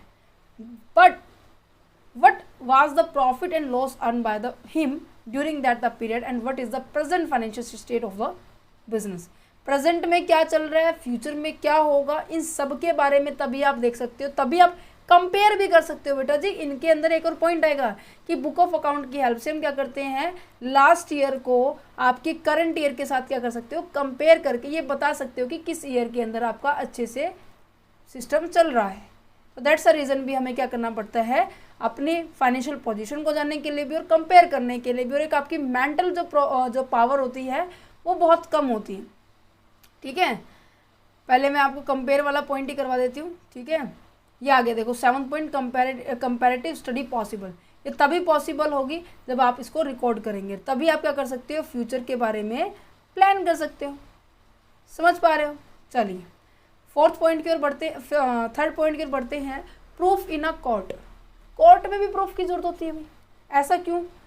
क्योंकि जो बिजनेस के अंदर जो ट्रांजेक्शन्स होती है ना, कोर्ट में एज अ प्रूफ रखनी पड़ती है कि कहीं ना कहीं किसी भी तरह का, अगर मान लो कि दो पार्टीज के अंदर डिस्प्यूट्स हो गया, एक मैं हूँ, एक जो है मेरे से जो सामान खरीदने वाला है, ठीक है, ये है बायर, मैं हूँ सेलर। मैंने इसको सामान बेच दिया और उसने कहा कि मेरे पास अभी पैसे नहीं है, मैं आपको 1 महीने बाद दूंगा। तो मेरे लिए क्या क्रिएट हो गया, ये डेटर क्रिएट हो गया, है ना। और ये डेटर मैं किस तरफ दिखाऊंगी, एसेट साइड दिखाऊंगी। मैं तो ये कह रही हूँ कि मुझे इससे पैसा लेना है। 1 महीने के बाद ये कहता है कि मैंने तो दे दिया है, कब का दिया था, तुम्हें याद नहीं है, तुमने लिखा नहीं था। ऐसी प्रॉब्लम बहुत बार आती है। तो इस सिचुएशन को भी क्रिएट ही ना हो तो हम उस चीज़ को लिख ले सकते हैं, बुक ऑफ अकाउंट में राइट कर सकते हैं। तो अगर हमने ये लिखा होगा कि ये मेरा डेटर है, जिसने पैसे नहीं दिए, इस तारीख को सामान दिया है, इस तारीख को हमें सामान नहीं मिला, तो हम क्या कर सकते हैं, कोर्ट में केस कर सकते हैं। और केस को करने के बाद हमें जितने भी डिस्प्यूट्स होंगे उनको हम सॉर्ट आउट कर सकते हैं। That's it. Knowledge of the debtor and creditor. देखो ये पॉइंट्स मैं एक दूसरे से लिंक करके क्यों बता रही हूँ, क्योंकि आपको खुद पता चले, रट्टा नहीं मारना, समझना इन बातों को, कि आपको आपके डेटर्स, आपके क्रेडिटर्स के बारे में पता चले कि आपको किन से पैसा लेना है और किन को पैसा देना है। इन सब के बारे में तभी पता चलेगा जब आप इस चीज़ों को रिकॉर्ड करते हो। चलिए अब इन नेक्स्ट पॉइंट को समझने से के लिए आपको मैं एक एग्जांपल देती हूँ। ये एग्जांपल देखो, यहाँ पे था सेलर और बायर। मेरे लिए जो ये मिस्टर एक्स था, मिस्टर आर मान लेते हैं, सॉरी, ये क्या बायर था, इसने मुझे पैसे नहीं दिए। मैंने इसको रिकॉर्ड कर लिया कि ये मेरा क्या है, बायर है। ठीक है, नेक्स्ट सॉरी डेटर है। इन केस नेक्स्ट केस लेके चल रही हूँ कि मैं क्या हूँ, बायर हूँ, और मैंने किसी इंडस्ट्री से कोई सामान रॉ मटेरियल क्या किया है, खरीदा है। तो ये क्या होगी, है सेलर है। और मैंने इसका सामान क्या है, खरीद तो लिया, परंतु मेरे पास पैसे नहीं थे। अब इसके लिए मैं क्या हूँ, डेटर हूँ, और मेरे लिए ये क्या है, क्रेडिटर है। देखो ये तो कंसेप्ट आपको छोटी क्लासेस में पढ़ते थे, छोटी दैट मीन्स +1 क्लास में पढ़ते थे, +1 +2 में। ठीक है, अगर मैं इन सबको रिकॉर्ड ना करती तो क्या किसी को पता चलता कि कौन किसका डेटर है, कौन किसका डेटर क्रेडिटर्स है। अब मैंने कहा कि मेरा ट्रांजेक्शन्स क्या होती है, बड़े लेवल पे होती है। अब बड़े लेवल पे तो बेटा मेरे को 4 ही पर्सन की नहीं याद रहती। अब मेरे साथ इतनी मतलब मोस्ट ऑफ डेली ट्रांजेक्शन्स कम से कम 4-5 हो जाती है बच्चों की। ठीक है, बट मुझे अगर मैं उनको लिखूंगी नहीं, रिकॉर्ड नहीं करूँगी, क्या मुझे पता चलेगा कि किस बच्चे ने मुझे आज मेरे कोर्स में आज एनरोल किया है, किस बच्चे ने मुझसे आज नोट्स लिए हैं, किस बच्चे ने मुझे कहाँ से क्या, मतलब हर चीज़ को मैं नोट करती हूँ। तो ये कैसे पता चलेगा, नॉर्मल सी बात है, जो रिकॉर्ड हुआ डाटा उससे पता चलेगा। तो यहाँ पे आपको अपने डेटर और क्रेडिटर की नॉलेज भी होनी चाहिए। ठीक है, ये तभी होगी जब आप किसी चीज़ को पर्टिकुलर फॉर्म में रिकॉर्ड करोगे। दूसरी बात यहाँ पर मैं ये कह रही हूँ कि मेरी सिचुएशन इतनी अच्छी नहीं रही सामान खरीदने के बाद। इवन सामान खरीदा तब भी मेरी अच्छी नहीं थी, फिर भी मैंने इसे सामान खरीदा, मैं इसकी पेमेंट नहीं कर पाई। I am not able to pay this amount. Okay, तो इंडस्ट्री वाले क्या करेंगे, मेरे ऊपर केस करेंगे कि हमने तो इसको सामान बेचा था भाई, इससे हमें पेमेंट चाहिए। इन केस ऐसा क्रिएट कुछ सिचुएशन हो जाती है तो कंपनी वालों के पास एक प्रूफ हो जाता है कि देखो जी मेरी तो सिचुएशन बहुत बुरी है, ये देखो मेरी स्टेटमेंट, मैं किसी से फ्रॉड नहीं कर रहा, मेरी खुद की ही कैपेबिलिटी नहीं है, मैं अपने पेमेंट नहीं कर पा रहा, तो अपने आप को इंसॉल्वेंट प्रूफ करवा देगा। समझ पा रहे हो, इंसॉल्वेंट का मतलब वो पर्सन होता है जो कैपेबल नहीं होता है अपनी पेमेंट को देने में। तो इसी तरह से कंपनी भी अपने आप को इंसॉल्वेंट करार करने के लिए कोर्ट के द्वारा वो अपनी बुक ऑफ अकाउंट को तैयार करेगी। अगर वो बुक ऑफ अकाउंट को देखकर कंपनी वाले कोर्ट वाले ने क्या कर दिया, कोर्ट में जो जज बैठते उन्होंने क्या कह दिया कि चल भाई तू तो इंसॉल्वेंट हो गया, तेरा तो दिवालिया घोषित हो गया, तू तो मतलब नहीं देने वाला पेमेंट। तो इस केस में डिक्लेरेशन लेने के लिए भी हमें क्या करना पड़ता है, बुक ऑफ अकाउंट को प्रिपेयर करना पड़ता है। ठीक है, helpful in assessment of the tax, बहुत अच्छा पॉइंट है। देखो मैंने आपको एक टैक्स का जब मैंने सब्जेक्ट पढ़ाया था, आपने देखा भी होगा कि जब जैसे जैसे टैक्स की अमाउंट बढ़ना और टैक्स की अमाउंट कम होना किसके ऊपर डिपेंड करती है, आपकी इनकम के ऊपर। अगर आपकी इनकम ज़्यादा है तो टैक्स भी ज़्यादा होगा, इनकम अगर आपकी कम है तो टैक्स भी क्या होगा, कम होगा। और जो टैक्स है वो क्या होता है, कंपनी के लिए लायबिलिटी होती है ना, लायबिलिटी होती है, कंपनी के लिए लायबिलिटी होती है। तो नॉर्मल सी बात है, इनकम किसके लिए होगी बेटा जी, ये गवर्नमेंट के लिए इनकम होती है। तो नॉर्मल सी बात है, गवर्नमेंट अपनी इनकम को एग्जैक्ट पता लगाना चाहती है। अब नॉर्मल सी बात है, कौन व्यक्ति ऐसा होगा जो अपनी इनकम का हिस्सा गवर्नमेंट को दे, नहीं होगा ना। तो इसी वजह से अपनी 143 करोड़ जनसंख्या जो प्लस हो चुकी है, आज भारत पहले नंबर पे है जनसंख्या में, उसमें से केवल 3 to 4% ही पॉपुलेशन क्या करती है, अपनी इनकम के ऊपर टैक्स पे करती है। बेटा ये रियलिटी है। तो गवर्नमेंट को इस तरीके की सिचुएशन, उनकी इनकम जनरेट नहीं हो रही, तो नॉर्मल सी बात है अपने गवर्नमेंट अपने ही कंट्रीज़ के ऊपर डेवलपमेंट के लिए पैसा इन्वेस्ट नहीं कर पा रही। तो उस पैसे को कहाँ से रुका हुआ है, उस पैसे को लाने के लिए भी क्या करती है कंपनी को क्या करना पड़ता है, बुक ऑफ अकाउंट तैयार करना पड़ता है। क्योंकि बुक ऑफ अकाउंट में हर तरह की सिचुएशन, एसेट्स और लायबिलिटी दोनों रिकॉर्ड की जाती है बैलेंस शीट में। कंपैरेटिव वाला पॉइंट करवा दिया था। नेक्स्ट आ जाता है convincing in the borrowing. Borrowing का मतलब क्या है, पैसे को अरेंज की बात की जा रही है, और वो भी क्या की जा रहा है, आउटसाइडर की बात की जा रही है, क्योंकि बोरोइंग उसी के लिए यूज़ किया जाता है। अगर खुद का पैसा तो हम क्या कहते हैं, ऑनर कैपिटल कहते हैं। बोरोइंग है तो नॉर्मल सी बात है, ये लोन की बात की जा रही है। लोन कैसे ले सकते हैं आप, लोन किस लिए चाहिए होता है, नॉर्मल सी बात है अपने बिजनेस को और बढ़ाने के लिए और एक्सपेंशन करने के लिए, इनके लिए ज़रूरत होती है। तो यहाँ पे मेन पॉइंट क्या होता है कि हर एक बिजनेस को जो मनी है, जो पैसा है, वो टाइम टू टाइम चाहिए। किस चीज़ के लिए, अपने बिजनेस को एक्सपेंड करने के लिए। ठीक है, और ये मनी कहाँ से आ सकती है, अब यहाँ पे बोरोवर की बात की गई है, मीन्स कि बाहर वाले लोगों से।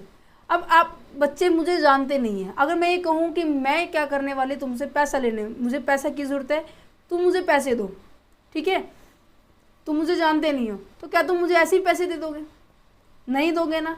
किसी को भी, मैं वैसे भी एडवाइस दे रही हूँ, अगर किसी को पैसे भी देने हैं तो उसकी पहले पोजीशन देखो बेटा कि वो उस सिचुएशन में है कि आपको पेमेंट कर पाए। तो इसी तरह से कंपनी की भी सिचुएशन देखी जाती है with the help of there is a financial position. Financial position show off होती है बैलेंस शीट से, जहाँ पर आपकी लायबिलिटी होती है, एक तरफ हमारी एसेट्स होती है। इन दोनों को देखा जाता है कि कितनी एसेट्स ज़्यादा है और लायबिलिटी कम है, तो पोजीशन बहुत बढ़िया चल रही है। एसेट्स कम है, लायबिलिटी ज़्यादा है, तो पोजीशन बेटा सही नहीं है उस कंपनी की। तो यहाँ पर अगर पोजीशन अच्छी है, एसेट्स ज़्यादा है लायबिलिटी से, तो वहाँ पर पोजीशन अच्छी है, कोई तरह की प्रॉब्लम क्रिएट नहीं होने वाली है। No more hurdles create to the range of finance. Okay, अगर यहाँ पे सिचुएशन सही नहीं है, दैट मीन्स लायबिलिटी ज़्यादा है as compare to the assets, तो then it will face the problem. Okay, चलिए नेक्स्ट पॉइंट में बढ़ते हैं, helpful in the sale of the business. Business को सेल करने में कैसे भैया हेल्प होते हैं। अभी मैंने बताया कि बैलेंस शीट में एक तरफ होती है हमारे पास लायबिलिटी, दूसरी तरफ होती है हमारे पास एसेट्स। क्या मैंने यही बताया। जब बिजनेस को बेचा जा रहा है, जो खरीदेगा पर्सन, ये मान लो ये पर्सन है मिस्टर वाई और ये बिजनेस था मिस्टर एक्स का, ठीक है, ये मिस्टर एक्स है। मिस्टर एक्स अपने बिजनेस को बेचना चाहते हैं मिस्टर वाई को, तो मिस्टर वाई कुछ तो पैसे पेमेंट करेगा ना। वो पेमेंट किसके बेस पे होगी, नॉर्मल सी बात है, जो इनकी यहाँ पर लायबिलिटी है, एसेट्स है, उनकी वैल्यू तो डिफाइन करनी पड़ेगी। और वैल्यू कब डिफाइन होगी, जब ये बुक ऑफ अकाउंट में लिखे होंगे। बुक ऑफ अकाउंट में रिकॉर्ड होंगे। अब बुक ऑफ अकाउंट में रिकॉर्ड ही नहीं होंगे, क्या वैल्यू आप डिफाइन कर सकते हो? बिल्कुल भी नहीं। इवन मैं कह रही हूँ कि मेरी फैक्ट्री के अंदर 10 साल पहले वाली मशीन पड़ी है, अब मुझे ये नहीं पता कि वो कितने में खरीदी थी, उसका डेप्रिसिएशन किस मेथड से लगाया जा रहा है, कैसे क्या कुछ हो रहा है। तो वही बात है, जब तक आप बुक ऑफ अकाउंट में कोई भी चीज़ रिकॉर्ड नहीं करेंगे तो उसकी वैल्यू भी रखना थोड़ा मुश्किल हो जाएगी। तो अगर वैल्यू नहीं होगी तो ये कैसे परचेज करेगा भाई, है? परचेज करने के लिए जो अमाउंट दी जाती है उसे क्या बोलते हैं? कंसीडरेशन कहते हैं। तो इस परचेज कंसीडरेशन की अमाउंट को सेट करना थोड़ा सा डिफिकल्ट टास्क हो जाता है। यहाँ पे यही बात की गई है कि बोथ आर द रिवैल्यूएशन किया जाता है। क्यों? क्योंकि आपको परचेज कंसीडरेशन क्या करना पड़ता है? डिसाइड करना पड़ता है। If the book of account then the difficulties arise at the time of the selling of the business. अगर बुक ऑफ अकाउंट नहीं प्रिपेयर की गई है, नॉट प्रिपेयर,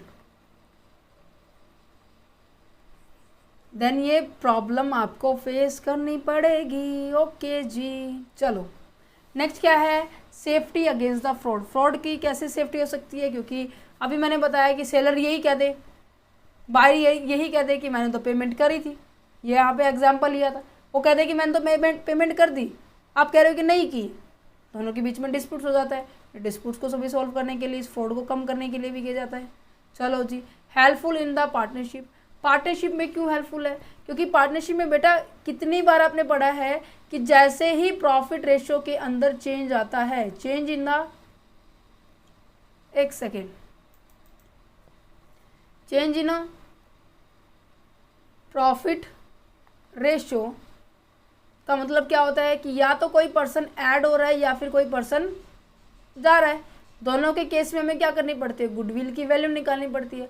और गुडविल की वैल्यू तभी निकाल पाएंगे बेटा जब आपके बुक में कुछ ना कुछ लिखा होगा। समझ पा गए? तो इन सभी कारणों से अकाउंटिंग ज़रूरी है।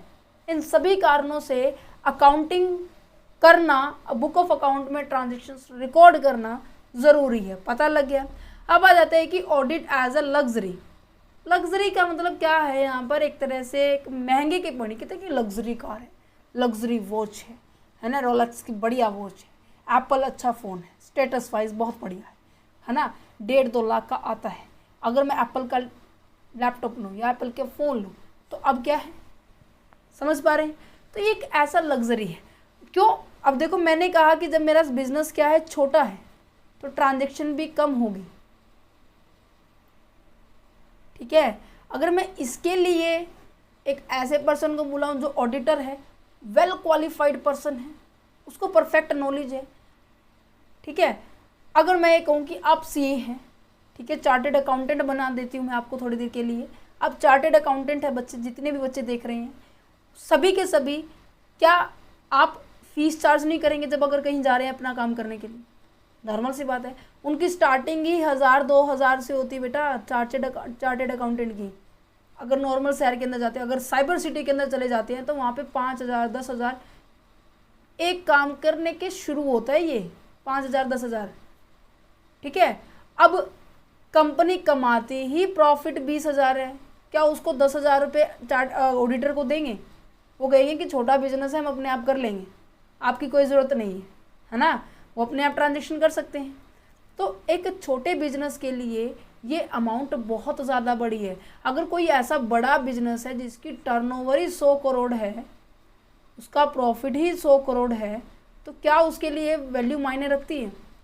बिल्कुल भी नहीं मायने रखती, है ना।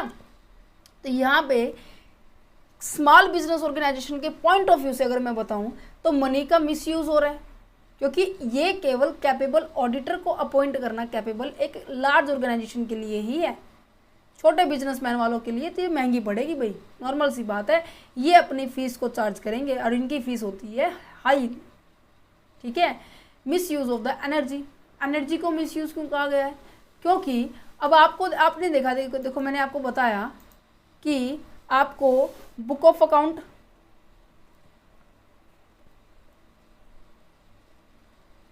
मेंटेन करने पड़ेंगे, ठीक है। और बुक ऑफ अकाउंट मेंटेन करने के बाद कैसे तैयार होगी? वो बेस होगी बैलेंस शीट के ऊपर, प्रॉफिट एंड लॉस के ऊपर, ठीक है, ट्रेडिंग अकाउंट के ऊपर, ट्रेडिंग एंड मैन्युफैक्चरिंग अकाउंट जिसे हम कहते हैं, ठीक है, हमें जर्नल भी तैयार करना पड़ेगा, उसके वाउचर भी जो थे उसको प्रॉपर सीक्वेंस में लगाना पड़ेगा, जितने भी डॉक्यूमेंट हमें रिसीव हुए हैं उनको ध्यान से देखना पड़ेगा, इन सबको मतलब एक तरह से एक परफेक्ट फॉर्म में लेके आना पड़ेगा, है ना। और इतनी सारी फॉर्मेलिटीज़ करनी पड़ेगी जब हम किसी ऑडिटर्स को बुलाते हैं। ऑडिटर वैसे नहीं आता, आपको बुलाना पड़ता है, कंपनी वाले खुद बुलाते हैं, तो वो बुलाएंगे, काफ़ी सारी फॉर्मेलिटी करनी पड़ेगी। तो कहीं ना कहीं आपको लग रहा है एक छोटे बिजनेस के अंदर, जिसके अंदर टर्नओवर ही, जो ये चलाता है पर्सन, उसका टर्नओवर ही 20,000 रुपये है प्रॉफिट, सॉरी, तो क्या उसके लिए खर्चा ज़्यादा नहीं है? उसके अंदर जो होने वाली जो नॉर्मल एक्टिविटी है, उस एक्टिविटी से अलावा उस चीज़ का काम किया जा रहा है, तो कहीं ना कहीं उसके अंदर काम करने वाले जो पर्सन, उनकी एनर्जी ज़्यादा यूज़ होगी, है ना। और मैंने आपको एक बात और बताई थी, अगर ये जो ऑडिटर है ये सेटिस्फाइड नहीं हुआ,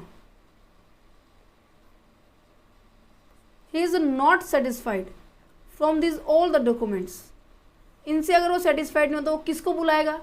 वो कॉल कर सकता है मैनेजमेंट को, मैनेजमेंट के किसी भी पर्सन से कॉल कर सकता है, किस चीज़ के लिए? किसी भी तरह की इंफॉर्मेशन को या फिर किसी भी तरह के एक्सप्लेनेशन को।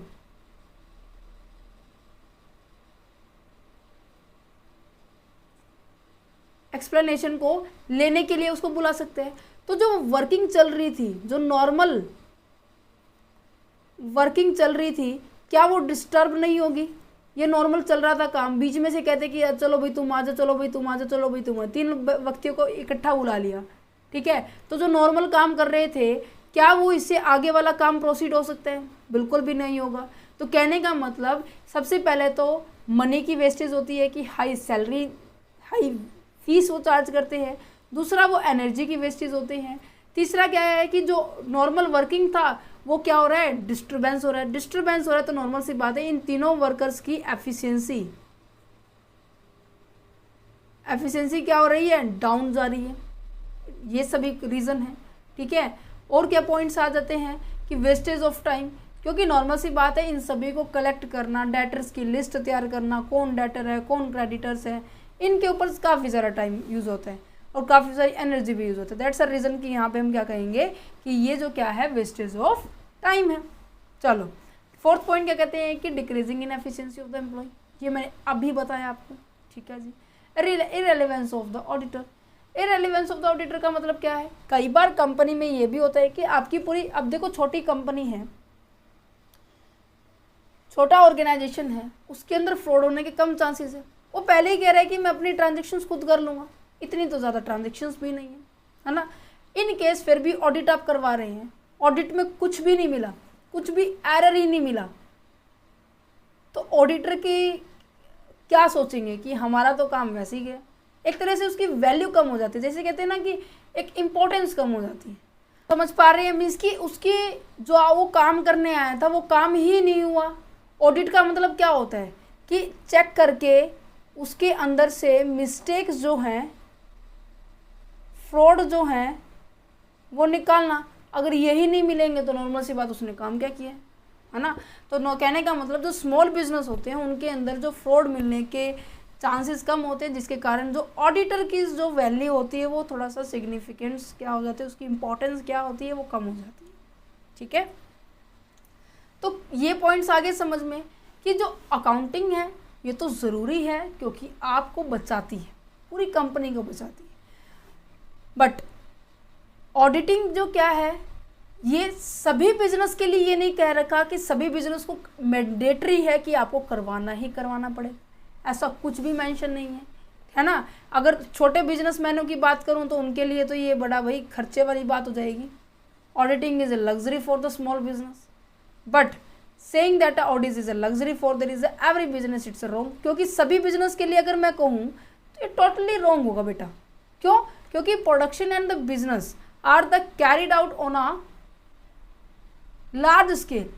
इन्वेस्टमेंट भी बड़ी लेवल पे होगी, ट्रांजेक्शन्स भी बड़ी लेवल पे हो रही है, कम्युनिकेशन भी बड़ी लेवल पे हो रही है, ओनरशिप मैनेजमेंट सब बड़े लेवल पे हो रही है, और उनकी चेकिंग करना बड़े लेवल के लिए तो ऑडिटिंग ठीक है, बट छोटे लेवल के लिए ऑडिटिंग ठीक नहीं है, क्योंकि उनके लिए खर्चा ही बनेगा, है ना। तो ये कह सकते हैं कि auditing is necessary for large organisation and luxury for the small organisation.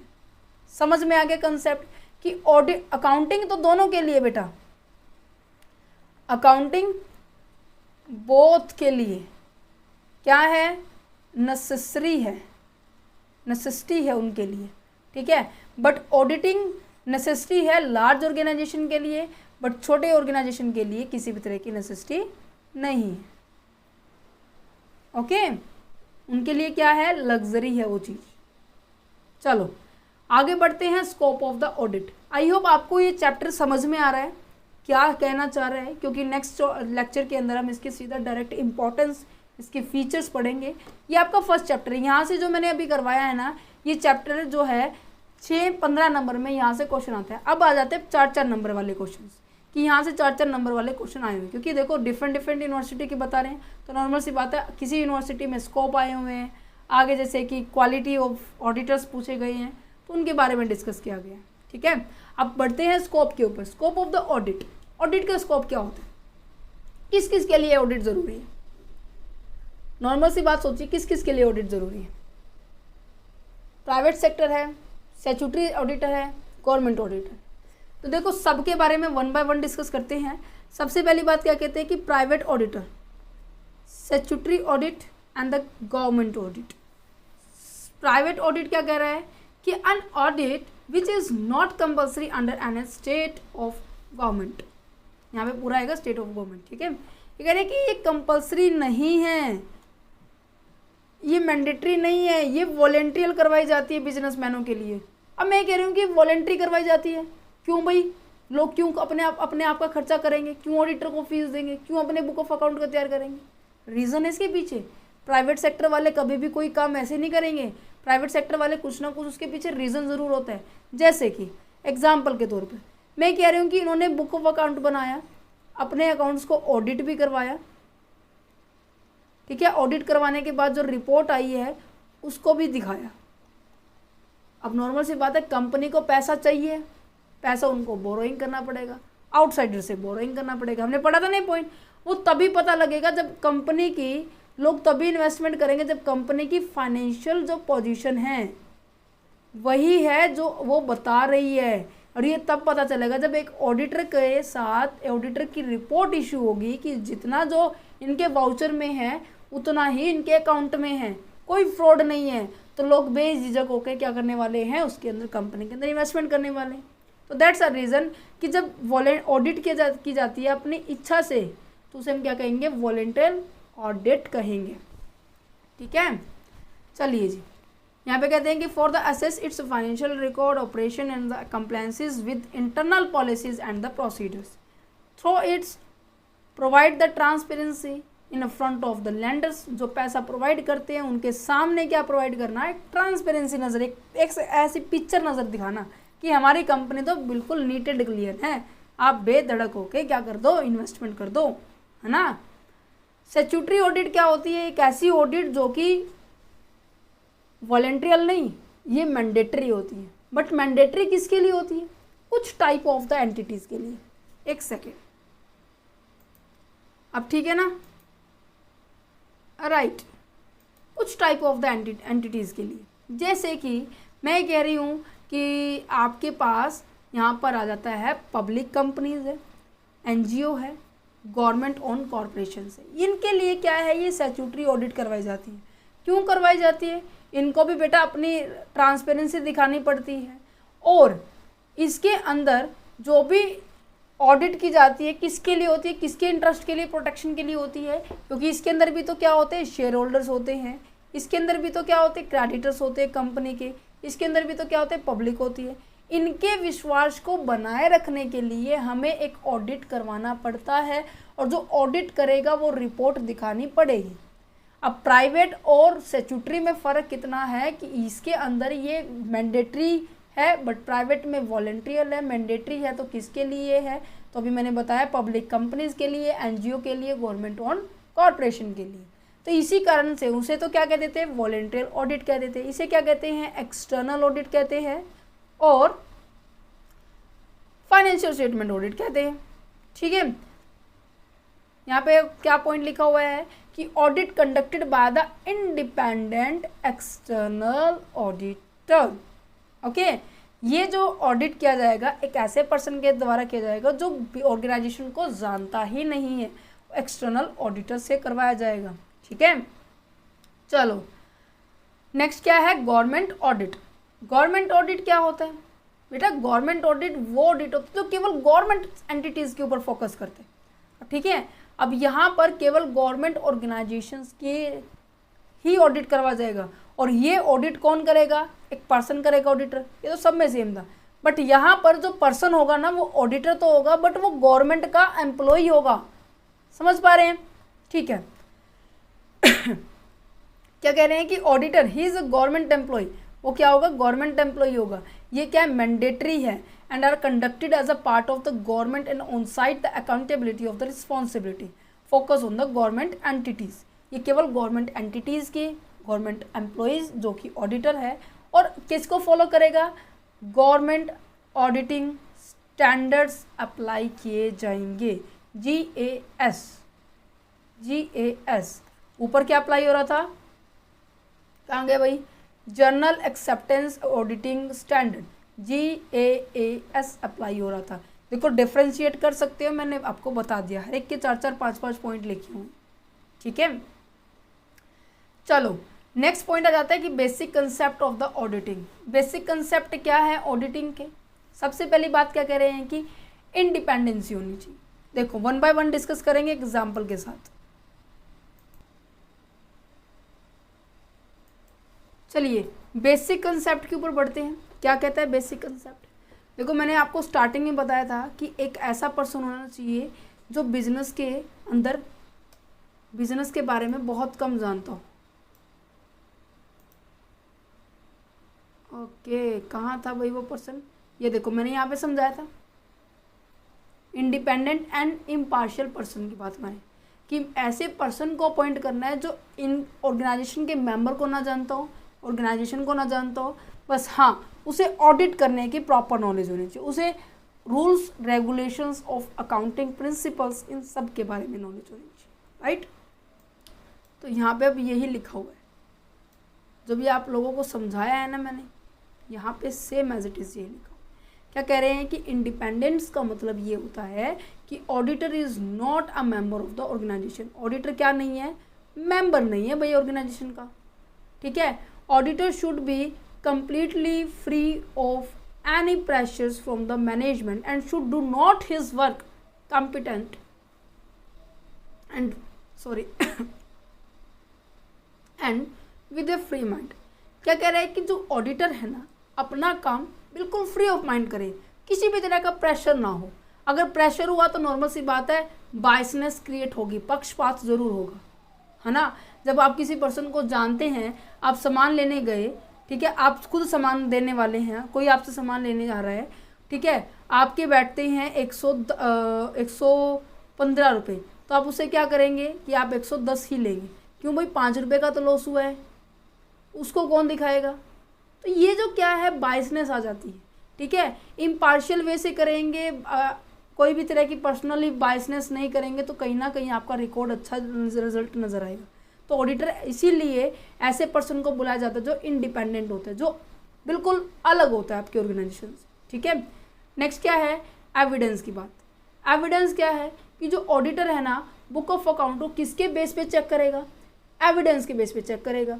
Evidence में क्या है? जैसे कि वाउचर है, डॉक्यूमेंट्स है, अदर डॉक्यूमेंट्स है, ऑर्डर रिसिप्ट है, इन सबको रिकॉर्ड करके ये पता तो चलेगा कि क्या जो एक्चुअल में ये दिखा रहे हैं, ये जो बुक ऑफ अकाउंट में शो कर रहे हैं कि मेरे पास तो इतनी इतनी एसेट्स है, इतनी इतनी लायबिलिटी है, इनको कैसे पता चलेगा? जब मेरे पास क्या होगी? डॉक्यूमेंट्स और वाउचर होंगे। अगर ये वाउचर डॉक्यूमेंट दोनों मैच होते हैं तो कहीं ना कहीं ये स्टेटमेंट हमारी करेक्ट होगी, सफिशिएंट होगी, रिलायबल भी होगी।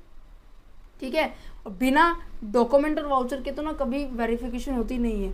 मैंने आपको बताया था कि वाउचर और डॉक्यूमेंट के होते हुए भी हमने क्या किया था? पर्सन को बुलाया था, मैनेजमेंट से कॉल करके बुला लिया था कि इस पर्सन को बुला दो, हमें काम है इससे। समझ पा रहे हैं? ठीक है, ड्यू ऑडिट केयर। जब ये ऑडिट की जाती है, देखो मैं ये कह रही हूँ कि मुझे वाउचर्स की बात थी, यहाँ पे मैं वाउचर की बात कर रही हूँ, मेरे पास वाउचर भी है, डॉक्यूमेंट्स भी है, फिर भी कुछ गड़बड़ नज़र आ रही है, तो मुझे प्रॉपर अलर्ट होकर काम करना पड़ेगा। अपनी कॉम्पिटेंसी का इतनी अच्छे से यूज़ करना है कि मैं उसमें से जो एरर है उसको डिटेक्ट कर पाऊँ, एरर है मैं उसको निकाल पाऊँ। समझ पा रहे हैं? चलो क्या करें कि ड्यू ऑडिट केयर, ऑडिट करते वक्त एक ऑडिटर को ज़रूरी है कि वो अलर्ट होके काम करे। देखो ये नोट्स के अंदर आपको बिल्कुल परफेक्ट नज़र आ रहा है कि क्या ये बोलना चाह रहे हैं, क्या ये शब्द बोलना चाह रहे हैं। आपकी प्रेजेंटेशन भी ऐसी होनी चाहिए। इवन आप इस नोट्स को लेना चाहते हैं तो आपको ₹9 पर PDF आपको पे करना पड़ेगा। पे करने के लिए आपको व्हाट्सएप नंबर अवेलेबल है, डिस्क्रिप्शन बॉक्स में दिया हुआ है, ठीक है। टीम से कॉन्टेक्ट करना, वो आपको जल्दी ही आपको जैसे भी आपकी रिक्वायरमेंट है आपकी कंप्लीट हो जाएगी, ठीक है। अगर आप नोट्स लेना चाहते हैं तो ले सकते हैं, इट्स ओके, ठीक है। बट हाँ, पढ़ाई अच्छे से करनी है, ठीक है। चलो पढ़ाई के लिए देखो आप नॉर्मली ट्यूशन्स पे भी इतनी पेमेंट करते हैं। मैंने खुद देखा है, जो मेरे पास आते थे ना पहले स्कूल के अंदर, कॉलेजेस के अंदर, वो इतनी 20-20, 25-25 हज़ार रुपये अपने कोर्सेज में एनरोल कर देते थे, ठीक है। अब आप उनकी बजाय ये अमाउंट आपको शायद थोड़े बहुत ज़्यादा कम लग रही होगी, है ना। तो दैट्स अ रीज़न कि आपकी पॉकेट मनी के हिसाब से हमने बिल्कुल छोटा सा प्राइस रखा है, ₹9। ओके, तो यहाँ पे देखो due audit care. Audit care का मतलब क्या होता है कि जब ऑडिटर ऑडिट कर रहा है तो उसे प्रॉपर अलर्ट होना पड़ेगा। अलर्ट होने का मतलब क्या है कि जितने भी फ्रॉड्स है, जितनी भी एरर्स, उनको डिटेक्ट करने के लिए उसे अपनी कॉम्पिटेंसी, उसे अपने काजन, अपने अलर्टनेस के हिसाब से उसे सारा का सारा काम क्या करना पड़ेगा, डन करना पड़ेगा, सारा का सारा काम करना पड़ेगा, ठीक है। एथिकल कंडक्ट, एथिकल कंडक्ट का मतलब क्या है कि code of conduct, rules regulations, ये लिखा हुआ है, contain the rules for its practice. किस रूल को वो फॉलो करेगा, कैसे फॉलो करेगा, कितनी उसकी ड्यूटी है, कितनी उसकी रिस्पॉन्सिबिलिटी है, सब चीज़ मेंशन होती है। क्यों? क्योंकि जो कंपनी एक्ट में आर्टिकल ऑफ एसोसिएशन में लिखा होता है, अगर आपका पार्टनरशिप एक्ट है तो पार्टनरशिप डीड में लिखा होता है, ठीक है। तो उन्हें उसी का ही पालन करना पड़ेगा। अगर उसका पालन करेगा तो नॉर्मल सी बात है, किसी भी तरह के मिसकंडक्ट होने की संभावना कम हो जाती है, और मिसकंडक्ट होने की संभावना कम होगी तो नॉर्मल सी बात है, किसी भी तरह का ऑब्जेक्शन भी नहीं उठेगा आपके ऊपर, राइट। तो कहते हैं कि the auditor should be adhered to the code of the conduct so that he can not be held guilty of there is a professional misconduct. Professional misconduct में उसे किसी भी तरह का गिल्टी फील नहीं होगा। नेक्स्ट क्या है, फेयर प्रेजेंटेशंस। फेयर प्रेजेंटेशन का मतलब क्या है कि जो नज़र आ रहा है उसी को दिखाओ भाई। ये नहीं है कि आपको दिख कुछ रहा है, आप दिखाना कुछ चाह रहे हैं, और ये नहीं होना चाहिए। सिंपल सा लॉजिक यही है कि तभी तो आप फेयर प्रेजेंटेशन निकालेंगे, फेयर रिपोर्ट निकालेंगे। फेयर का मतलब क्या है, जो आपकी ट्रुथ के बेस हो, ठीक है। जो आप जितने भी एरर है, एरर लेस स्टेटमेंट आपको दिखाने की इसमें गलतियाँ नहीं हैं, है ना। नेक्स्ट आपके बात आ जाता है, टॉपिक आ जाता है, इसके अंदर लिखा नहीं हुआ बट मैं आपको बता देती हूँ कि क्वालिटी क्या होनी चाहिए। क्वालिटी ऑफ ऑडिटर, ऑडिटर की क्या है, क्वालिटी क्या होनी चाहिए, ठीक है। अब सबसे पहले क्वालिटी की बात की जाए तो नॉर्मल सी बात है, उसे क्या होना चाहिए, अपनी बुक ऑफ अकाउंट, अपने ट्रांजेक्शन्स के रिगार्डिंग उसे नॉलेज होनी चाहिए। तो क्या लिखेंगे, एक second, complete knowledge of book keeping and accountancy. अब बुक कीपिंग में तो क्या था, नॉर्मल नॉलेज चाहिए थी। अकाउंटेंसी में सीनियर जूनियर लेवल की बात की जा रही थी, सीनियर लेवल की नॉलेज चाहिए थी। तो नॉर्मल सी बात है, जब वो ऑडिट कर रहा है तो उसे क्या होनी चाहिए, परफेक्ट नॉलेज होनी चाहिए। नेक्स्ट क्या है, उसे नॉलेज होनी चाहिए किस चीज़ के बारे में, knowledge of nature of business. According to business nature, business to business ये डिपेंड करता है बेटा कि उसे ऑडिट की ज़रूरत है या नहीं है, कैसी ऑडिट करनी चाहिए, कैसे बिजनेस है, इन सभी के बारे में तभी पता लगता है, ठीक है। थर्ड पॉइंट क्या है कि knowledge of various act. Various act का मतलब क्या है, कंपनी का है, पार्टनरशिप का, इंपोर्ट एक्सपोर्ट का है, और बाकी सोल प्रोप्राइटर का है, इन सब के बारे में, इनकम टैक्स है, फैक्ट्री टैक्स है, वेजेस एक्ट है, इन सब के बारे में आपको परफेक्ट नॉलेज होनी चाहिए, तभी आप एक ऑडिटर के लेवल पर पहुंच सकते हैं। ठीक है, नेक्स्ट क्या है, expert in the work of auditing. Auditing के वर्क में एक्सपर्ट होना चाहिए। एक्सपर्ट कैसे बनेगा, वो काम कर करके बनेगा।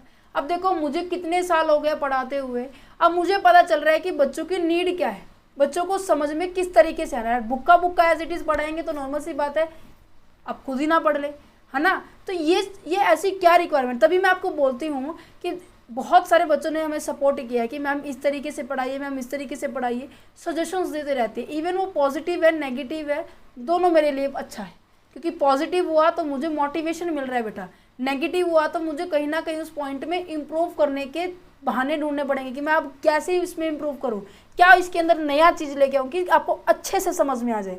समझ पा रहे हैं। तो यहाँ पर एक्सपर्टीज़ कैसे मिलती है, according to there is a time of spend on there is a particular business, a particular activity. Okay, then next क्या है, हर एक ऑर्गेनाइजेशन के मेंबर को ज़रूरी होता है कि वो अपने ऑर्गेनाइजेशन के प्रति ईमानदार हो। तो इसी तरह से ऑडिटर की भी रिस्पॉन्सिबिलिटी बनती है कि वो क्या है, इम्पार्शियल एंड ऑनेस्ट रहे, अच्छे से तभी काम हो सकता है। नेक्स्ट क्या है कि उसे प्रैक्टिकल नॉलेज होनी चाहिए। ठीक है, उसके अंदर एक्सपर्ट होना चाहिए, एबिलिटी होनी चाहिए कि वो क्लियर कर सके किसी भी तरह के प्रॉब्लम्स को, किसी भी तरह के डाउट्स को। ठीक है, इंडिपेंडेंट एंड द फियरलेस होना चाहिए। ये मोस्ट ऑफ बाकी जो आपने ऊपर पढ़ी है ना कि इंडिपेंडेंट होना चाहिए, ठीक है, और इम्पार्शियल होना चाहिए, बायसनेस करना होनी चाहिए, उसके अंदर एक ऑनेस्ट होना चाहिए, उसे नॉलेज होनी चाहिए। ये नॉर्मल टॉपिक है जो आप कर सकते हैं, राइट। यहाँ पर आपका चैप्टर हो गया है फिनिश, चैप्टर नंबर 1। उम्मीद करते हैं आपको ये जो ऑडिटिंग का जो सिलेबस की जो सीरीज़ स्टार्ट की गई है ये आपको पसंद आ रही होगी। ठीक है, और ये जो एग्जाम्पल दे रहे हैं इनको आप बहुत अच्छे से करना है। ठीक है, जिस भी बच्चे को किसी भी तरह का डाउट है आप हमें कमेंट कर सकते हैं, व्हाट्सएप नंबर भी अवेलेबल है, ईमेल आईडी भी अवेलेबल है, सब कुछ अवेलेबल है। आप अपने डाउट्स को पोस्ट कर सकते हैं। अगर आपको पीडीएफ चाहिए तो ₹9 चार्ज किए गए हैं। ठीक है, आप इन ₹9 पे करने के बाद आप पीडीएफ अवेलेबल कर सकते हैं, पर पीडीएफ चार्जेस है ये। ठीक है, और अगर आप व्हाट्सएप पे मैसेज कर रहे हैं तो एक प्रॉपर फॉर्मेट में होना चाहिए कि आप कौन सी यूनिवर्सिटी से बिलोंग कर रहे हैं, ठीक है, आपकी क्लास क्या है, आपका डाउट क्या है, क्योंकि आपको भी पता है कंसेप्चुअल स्टडी पॉइंट पर आपको 3 स्ट्रीम के टीचर्स पढ़ाते हैं, commerce, physics, psychology and science. ठीक है, तो जैसे भी आप मैसेज सेंड करेंगे तो टीम हमारे पास उसी के अकॉर्डिंग ही मैसेज डिलीवर करेंगे। सो दैट्स अ रीज़न कि आप मैसेज जब कर रहे हैं तो प्रॉपर फॉर्मेट में हो। ठीक है, आई होप आपको ये जो लेक्चर है पसंद आया होगा। वीडियो का कंटेंट अगर अच्छा लगा है तो प्लीज़ लाइक कीजिए, शेयर कीजिए। अगर और भी कोई रिक्वायरमेंट है, कोई भी डिमांड है, आप हमारे सामने रख सकते हैं, हम उसको पूरी करने में पूरी कोशिश करेंगे। ठीक है, पूरी उम्मीद है कि हम आपका सिलेबस कंप्लीट करवाएं। Thank you so much, all the best. Paper बहुत आसान आएगा अगर आपको उस चीज़ों की परफेक्ट नॉलेज होगी तो। ठीक है।